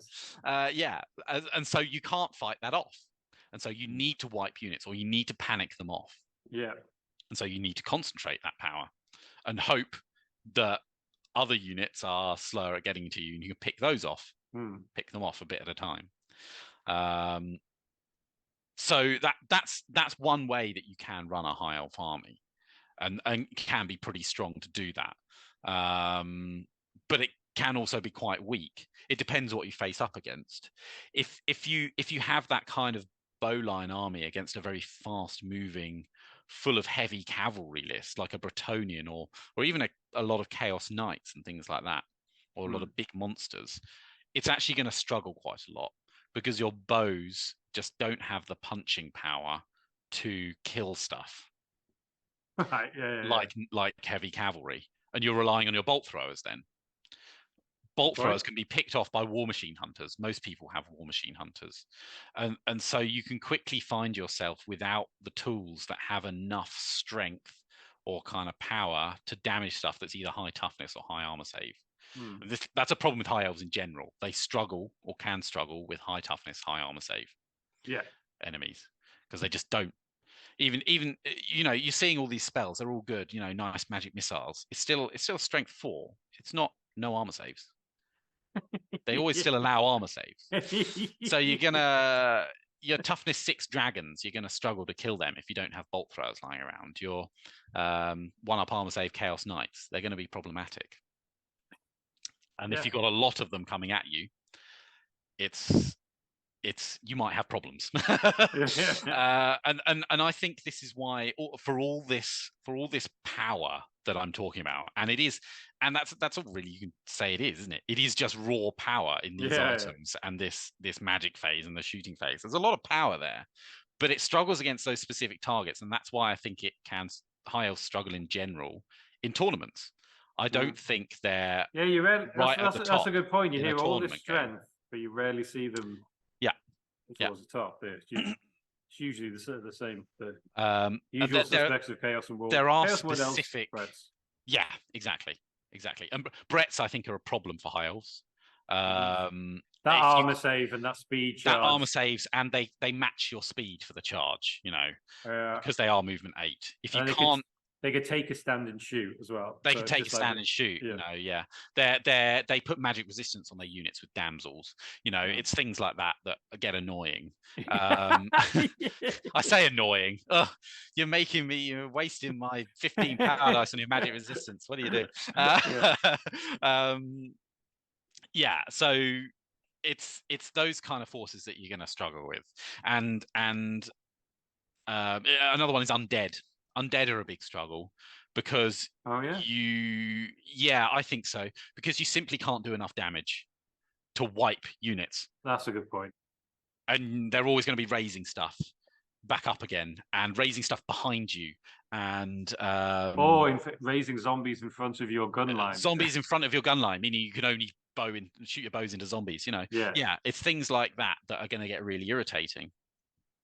And they have decent magic themselves, which means they usually have decent magic defense because you've got a reasonable number of dispels. Yeah, that's a good point. And they usually have a couple of the scrolls. Scroll caddy, the scrolls here and there, ethereal units are always irritating to everyone because although you have the magic to kill them, if those are the spells get dispelled and suddenly you've got an ethereal units in front of all your bolt throwers, doesn't do you any good. And even if you kill that swarmy bloody thing, you kind of never feel good about it because you just used a shitload of dice. Yeah, you used probably quite a lot of dice on it while everything else is moving towards you. I suppose that's the pros and cons with every army, though, isn't it? Really, is. That's the trick. So, but I think getting back to that point before, just needs a lot of practice, needs a lot of thought. But hopefully, what we've talked about today is help them with that. Or hopefully, ruin some days. And made some days. Ruin some days. If you're just about to start a high F army, that'd be really, really helpful. But no, any other final thoughts? Any last summing up? I guess playing playing against tiles. The only other thing I could possibly talk about is the other type of high elf army that I think is competitively viable, which is to take purely cavalry. Oh yeah, go on. Yeah, we didn't really. All horses. You don't take any bows at all. You still take a decent amount of magic. You can still get a decent amount of magic in it, but you don't. You just go all horses. Is that what you run now? That's my preferred tournament. So there's no shooting in it at all. It has bows on chariots. Bolt throwers? Nope. No bolt throwers. I actually think if you're going cavalry, bolt throwers are a weakness. Because they're expensive because 100 points a model, and you have no real way to protect them easily because you don't have the infantry near them and things like that. Yeah. So they just get picked off by some kind of flyer at some point, and they don't give you the value that you really want. You're better off investing in more horses. So that's every year you just go in single silver helms, reavers, silver helms, dragon princes, reavers, eagles, chariots, and chariots. Yeah, the chariots are a big one. Yeah. That'd be interesting to see, actually. Yeah, and the reason that army works, I think, is firstly it's so fast, and secondly you mitigate your low toughness by having a high armor save on everything. That's a good point. Yeah, and plus you're just keeping them out of trouble unless you want to get them in trouble. Yeah, you can absolutely choose exactly where you want to fight. Yeah. It's only the Illuvian Reavers which are fast cav, aren't they? There's no other. It is. Yeah, there's no other fast cav. No. But, yeah. Well, mate, I appreciate the talking us through. I think that's taken up enough of your time. That's okay. We've been here a little bit longer than I think we planned, so I'm sure you'll have a fun time editing this down. That's all right. Just plop it down. Even that toilet break. Plop it down. You just leave it in. They can hang about and wait. They hang about. Yeah. Maybe people like a long podcast. I don't know. Yeah. People listen to some nonsense. Good painting fodder, isn't it? You listen to them while you're painting. Exactly. And I think, but to be fair, I think High Elves is one of those armies which people don't know how to play. Do you know what I mean? There's a lot of shenanigans and gotchas in it. Thing. Yeah. Lots of but it's just like, again, people trying to, even with a whole cavalry army, it doesn't mean chargeable straight in and see what happens. No. You try that, you might be in for some sticky situations. Yeah. But no, I think that's helpful, mate. So cheers. Thanks for your time. Quite all right. I hope I haven't kept you too long either. I know it's still in the office. So then we'll see if we can get another one in. Absolutely. Yeah, I don't mind doing another one with dwarves if you like. If Ed is not failing you, yeah. We could have a group. We could have a group down the line. Where we have someone for 6.0, someone for 6.5. Yeah, that's a good show. But otherwise, thanks very much, mate. That's quite all right. And we shall see you in the next one. I'll look forward to listening back to my own voice, which, as everyone knows, is absolutely terrible to have to do that. Thanks for listening to the episode, guys. Please remember to twat the subscribe button so you'll be notified whenever the next nonsense we do turns up. What's that, Tobias? High Elves? Let's give those pointy ears some steel. You ready, boy? Oh, look at that face. So handsome.